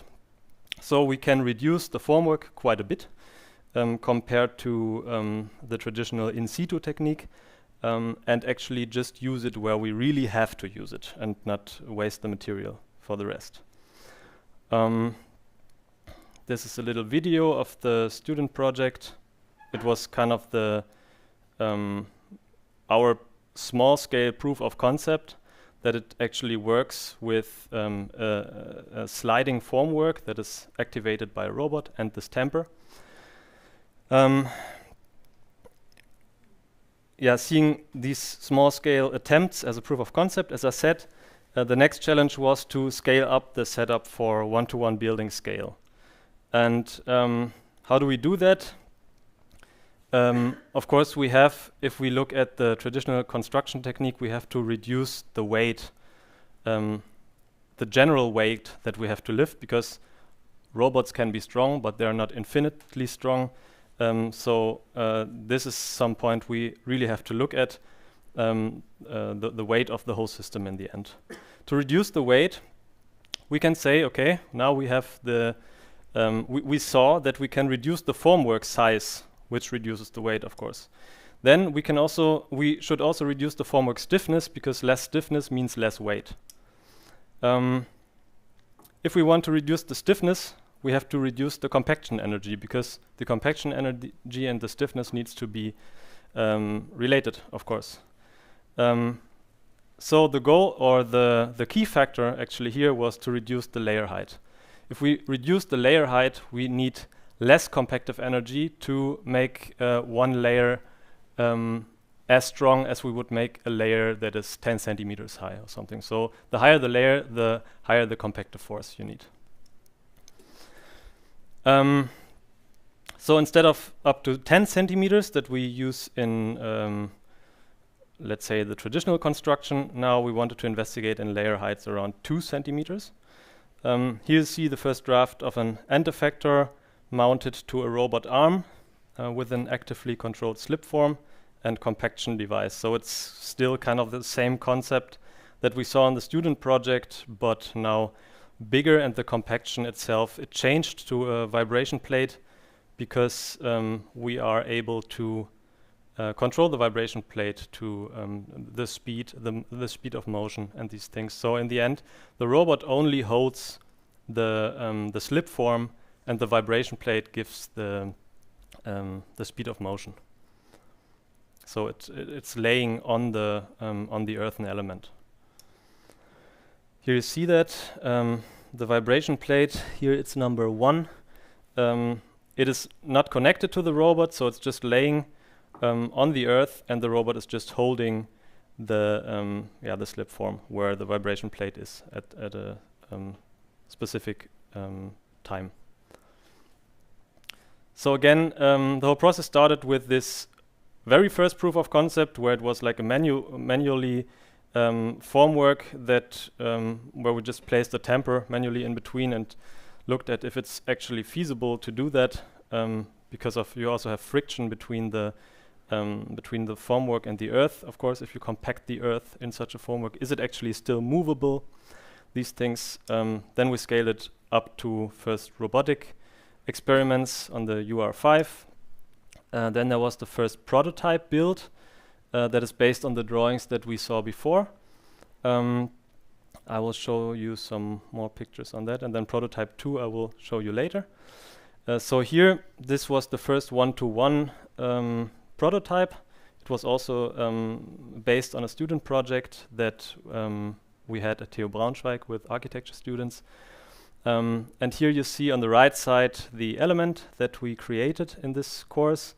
And on the left side you see the end effector with the shuttering, the slip form, hanging on the robot in between the compaction device. And then we had on the front and on the end we had small pneumatic tampers for the surface compaction. Here we also figured out some challenges that we will face scaling or working with this further. One is here an insufficient stiffness of the slip form, so even the small layers, they need some compactive force, of course, and here we underestimated that a bit. So we needed to change the system. The geometry of the vibration plate needed to be optimized. The pneumatic tampers were not sufficient. We saw that on the outer surface, and here the material feeding was just done by hand, so we didn't think about that because you go from step to step, of course. And the slip form should be operable in case you want to take the whole system off and on again. So then I hope it's playing. Then we animated the process as we wanted to go further. So there is a cooperation between the CNC, the two portals that are showed in the beginning. One is delivering the material, the other is doing the compaction. Here you see all the elements that are in there. There's the slip form again, there's the compaction device, and like this, subsequently 2 centimeters by 2 centimeters, the wall element is built. That was the idea. So that was how we actually did it then. Yeah, you see the same devices. Of course, some things changed. Here the material feeding device on the second portal looks a bit different now because we had to reduce some costs in the project. I will also show you a video, but the most important thing is that we are working with in a cooperative process. So it's not actually one process that is feeding the material, compacting it, and do the shuttering, but it's material feeding plus the shuttering and compaction. Here you see a video on the feeding device. So it is fed manually into this machine. Then the machine comes and delivers it to the specific location. So here it's around 3 centimeters of layer height uncompacted. So it brings it where it needs to go.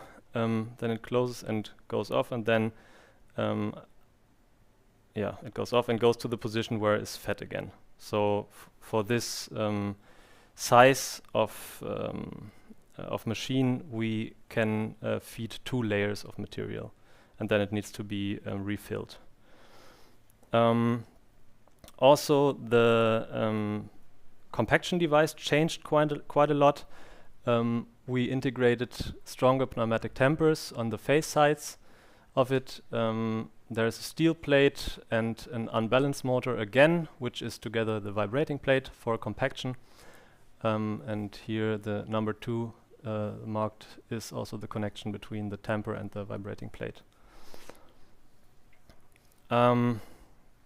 Now to the slip form and compaction process. So number 1 is the robot that is able to precisely position our slip form. Then we have a steel frame, this actively guided slip form, these panels, and the compaction device in between. And now I think, I have a video also on the compaction process. So the material that was fed before is compacted. I think the pictures talk enough.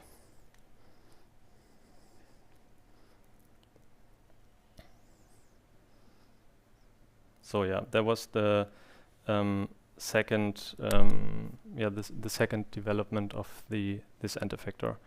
Then of course it's a research project. So in order to evaluate the compaction process, we performed some studies with different compaction parameters, because there's quite a broad range, of course, also when we talk about different layer height. So here, I think you're not able to read everything. It's also not necessary. We just performed some tests. You always do minimally 3 cubic test specimen that you test on compressive strength. On the right side, you see compressive strength of different specimen that we did. And in the first test, which is the blue one here, that is now marked in red, you see the blue lines on the right side. You see that we used, I need to look it up, we used a layer height of 5 centimeters, uncompacted, a material with a maximum grain size of 8 millimeters, a vibrating plate with a frequency of 30 hertz. And this resulted in, like from single values, the highest compressive strength we could achieve, but the deviation, you see it here on the right side, was 25%. And that was way too high for us, because what we actually aim for is a very low deviation between different samples, because of course it's an automated process, and the goal is to have actually no deviation, because we can control the whole process, and it's not related to one worker that is temping there. So the next 3 specimens here, we see that the material was just too coarse. We used a material of 0 to 22 millimeters with a layer height of 3 centimeters, and that led to very low compressive strength and also very high deviation between it. So there's a boundary reached, let's say. And then the last 3 specimens where we used the same setup, we had 3 centimeters of layer height, up to 8 millimeters of grain size, and we achieved a reasonable compressive strength for our first tests and a deviation of only 3%. You see the red lines on the right, they're quite in a similar range, and that's what we actually aim for. So this is our benchmark value from where we want to go further. So on the left side, you see a second element that was produced in DBFL. And on the right, you see the surface structure, which is different to, I mean, here are pigments, so that we still see the horizontal accentuation, but you don't really see the layers anymore. And here we see on the left side, I think a layer height of around 8 or 9 centimeters. And on the right side, you see our layer height. And on the left, you see that it's of course visible. On the right, it's not visible anymore. But why is it actually visible, and why do we want to see it? It is visible because we are able to compact on the top. We compact one layer very good. So here it's very high compaction, and up to the end here it gets less. So that's why we have this horizontal accentuation. So it's actually it's not fully compacted material that we see. So that's a big discussion in our group on where to go further, because people, if we talk to people that want to work with this technique, they also want to see that it's compacted in layers, of course. Yeah, that's an ongoing discussion right now, how we deal with this, but yeah, from our perspective, it makes just sense also here to aim for the better compaction. Another part of the research project funded by Zukunft Bau, I need to say, I think I didn't say it, in Germany was the subtractive post-processing of rammed earth elements at the DBFL, and we were looking at how to best cut these elements. And I think I have, here. So the aim was to look into dry connections between elements. Right now, if we are producing elements and bring it to the site, we are connecting it with concrete sometimes. So the elements horizontally are connected with concrete. That's something that we can make better, let's say. So the aim is here to look at dry connections and to highly precisely define the connection type or the connection. Yeah. On the right side, you see how it looks when it's milled. On the left side, you see it with a milling saw, with a saw blade, circular saw. And we made some tests with it, comparing elements that were still wet that we post-processed. So if you post-process a still wet element, shrinkage will happen afterwards. And if you post-process an already dried element, then shrinkage is already done. And we just wanted to see how the results in post-processing look on dry elements compared to still wet elements. Here you see a hint already, and here you see it in more detail. So if we post-process the elements in the wet state, the cut itself gets way more precise. You see it on the top, and on the bottom you see when we cut it in dry state, which would be beneficial for the shrinkage issue. Then we just have way more material that is kind of carved out, and so the precision just is worse. I'll leave you with that information. Now I want to. These are my 3 last slides. There will be a new research project coming soon at our institute. It is called Mobile Robotic Rammed Earth from the lab to on-site production. That's what we want to do, and there we want to look at at the utilization of locally sourced raw materials, because right now we are using material from the industry because this is not our field of expertise. But here we are working together with Material Institute at TU Braunschweig. And so we can deal with this area as well, because I think it's quite an important area when we talk about clay or building with clay.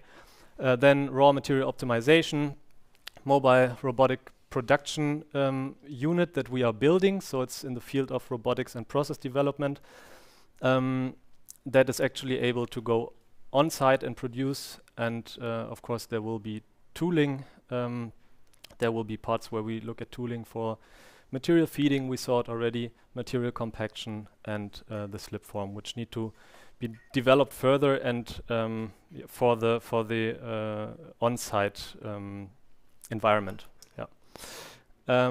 So that's a picture for what we aim to do in the coming research project. And that's it. If you have any further questions, you can always contact me. You can also look at our YouTube channel or Instagram channel, and or just contact our head of institute, Harald Kloft and Norman Hack. Thank you.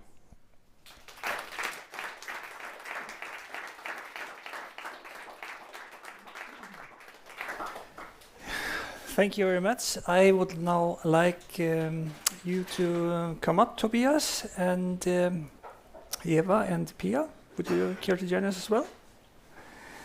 To take the final panel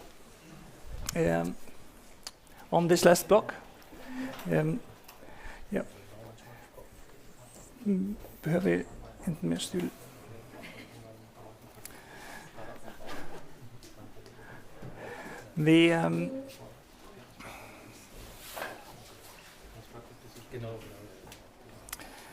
the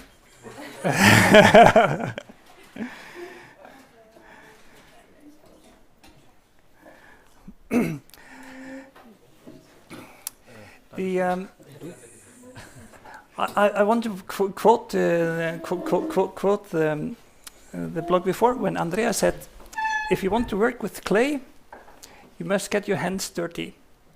And all of a sudden, all of this, what you showed, both your architecture and your robotic, and also it also looks so clean.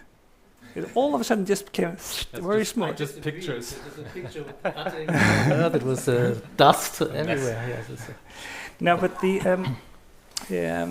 first question to you, Pia and Eva, the knowledge always comes from transfer of knowledge. Have you looked into anything which is going on in like Sweden or Denmark, just to take or Finland, for example, all countries with big crafting traditions? Have you heard anything from your fellow students from there, or? I think we actually struggled a bit to find research and to find information about how you could do it. So we were digging deep into the library that's at our school and trying to research it on our own. But I think we found that it was a bit of lack of, finding the information that we wanted. Yeah. But then, if there is no immediate question, I would like to follow up with the you gentlemen. You both showed linear processes. I mean, from Hortus we saw those 6 meter long beams. From you we saw this robot going like this, but there's actually nothing which says that clay should be even. Because, I mean, you have this moldability, you could form it into anything, because we have been talking about Pierlucinervi a couple of times today. So you could imagine, why don't you just use the moldability to form something that you actually start to use it? I mean, it was super to see how you used this moldability to enhance the fire resistance. But when you are really roboting down to those thin layers, it's almost like to look at the ceramic production in a way. So have you been looking anything into forming this into members that we could start to work this into more than just stripes? Yeah, I think so. From my point of view, it is for the rammed. So we always argue like this: the rammed earth technique has the advantages in actually looking at the compaction itself and see how. So we are very early in the experimental tasks that we are dealing with. So right now our goal is to define really the let's say how the layer height and what influence we have on the shuttering and these things. I think this is a really important question. Right now we say this is actually for the techniques of extrusion, where we have other material properties from the beginning that are actually just easily we can easily shape it even in other forms, because we don't have this little shuttering on the left and right. I think it's super interesting to talk about it, but it's one step ahead of what we are doing right now. So we are in fundamental research on this, and it's tool development in the end. Well, that was the intention of the day, one step ahead. Yeah. You have, all of you showed the work of Martin Rauch, but when can we pick up the phone and call you guys and just order a container with the utilities, which I put on my site, and it just runs days and night using clean Norwegian energy, and we just to throw some numbers. Now we are doing the Fornebubanen, which is a huge infrastructure project, tunnel. So we're taking up a couple of millions of cubics of all kinds of earth materials. The same site we are building lot of flats. Asplan Viak is involved in a project containing like 1,100 units. And it would be just great if we could say to one of the contractors, just order like this container with the robots and everything. And we'll schedule on the site, and instead of paying for getting rid of the material, we just order this robotic thing from you. And we just make those elements for like, in Denmark, they're planning for 5 stores. They have our research on that now. So I'm actually just asking for a date. Okay. Maybe I can put it that way. If you would save money if you would get rid of the material, right? We can earn money actually by taking material, excavated material from firms because they just get rid of it. So if this leads to that we get more funding for research, then 2 years we are there. Yeah, so I think this research project that I showed now that will come, that just started actually, is actually exactly doing what you said. So from the research perspective, which is always more, we're talking about a bit longer time periods there. It is what we're developing in this research project within 2 years. Nice. I have a question for Tobias. I think these slabs look very promising. Have you done any acoustic testing? No, not yet. It's in the pipeline. Currently, it's just theoretical calculatory numbers. I mean, it was said in numerous presentations that it has good acoustic properties. Also, this antiseptic, I think everybody talks about it, but it's not really quantifiable yet. And we want to look into that, because in the end, it's a big selling point. What is actually the acoustic dampening you can achieve? Thanks. I think we had one question from the crowd.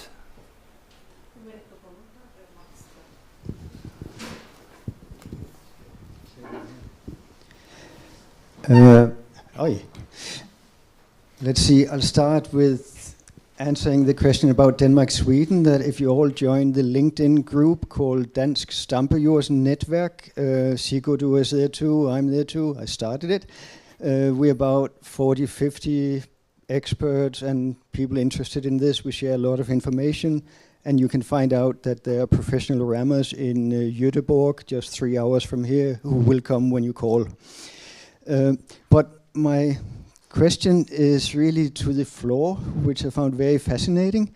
Unfortunately, Norway got famous a couple of months ago for combining materials in a bridge which fell down, Trekonstruksjoner. You are combining an inert material, rammed earth, with a more live material like wood, which can warp somehow.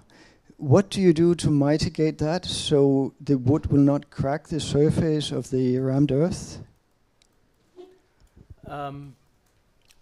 Two things. Well, first, just for that it will not fall down. All the structural load bearing is done by the timber structure, right? So the earth is just infill in between. So it's works like any other timber ceiling. What is you probably saw on one of the slides, the beams are cut in the middle. That also makes them better against shear forces and limits twisting of the beams. And a positive effect of the rammed earth in between is actually that it also controls the humidity of the wood. So you don't have a lot of spikes in the humidity content of the timber.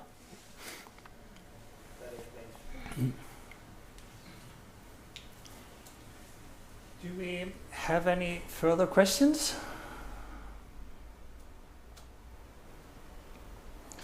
We just meet again in 2 years with when you finish your work. No? One more thing there. I also visited Martin Rauch. I came back. I told FutureBuilt a year and a half ago that as soon as we have enough money between all of the building companies, we can get his machine or a new one. It's he's making a second one now, and he can easily make a third one, or we can buy his old one. It's not as inexpensive as the small, smart setup you have set up. It's huge. It can make 20-meter long walls. It's not a question of the time, in other words. You don't have to wait 20 years. It's a question of having a project, having companies who's interested in investing in it. Yeah, I think actually that applies for this research as well, because as long as it is a research project, it will take the time of a research project. But when there is like time invested in terms of, let's say, a startup or something that is actually able to have funding and to have like access to this because of a project, then it's of course a different story. Still, I would argue it then comes down to the cost. Or I mean, I don't know the Alnatura building. What is the cost of the? It was made with the machine of Martin Rauch, which is like a semi-mechanical, semi-manual process, but still, I mean, it's not at a cost yet where it's everyday product. And I think that is the big issue actually. It's really, you have to bring down the costs. I can't tell the number. I tried to figure it out yesterday, but I couldn't find any information in the project. Yeah, but it was yeah, I talked also to a manufacturer of clay earth materials in Germany, and they said they have actually their smallest niche is rammed earth materials, but they have they had a lot of interest in this material. But then 90% of all the attempts, they fail because of the costs. So in the end, it comes down to the rest 10% because they just don't want to afford it. Well, maybe just to comment shortly on costs. I listened to a representative of Heidelberger Cement giving a lecture in Berlin like 3 years ago, and the poor man was scammed by the whole publicum. What are you doing here? And he said, well, the problem is concrete is too cheap. So 1 liter of concrete is actually cheaper than 1 liter of water in Germany. So I mean, it's a very low benchmark. And of course this comes from the volumina and everything, but if you always find something which is cheap enough, I mean, for an engineer to work with concrete is fantastic. It's you can use it to so many things. But I think if we start to respect concrete for what it can, as well as steel, and then use like lesser or more deviating materials, like the thing. I mean, what I was interested when I was seeing your presentation was you were very much on the compressing part, but how are you like? I was just looking for the vacuum cleaner sucking up the. So I mean, you come to the building site. We have now a picture there from Erne Holzbau, their own building site. They just removed the first 1 meter, which was containing too much biological part. Then they just took it up, and then they vacuum sucked it up into their own thing. So I think this is also a thing that we as engineers need to learn, that not always looking like for the maximum strength, that just because we're used to have concrete always performing at 20 or 40 megapascal, I mean, just a material performing stable at 5, that's just great. You can do so much with it. But, sorry, I'm starting to talk now. I'm not. It has been great to have you all here today, and thank you so much to the fantastic cooperation with FutureBuilt and everybody, and most of us to all of you who were presenting today. And it's been a great day, and I'm really looking forward to meet again in 2 years. Thank you. Thank you.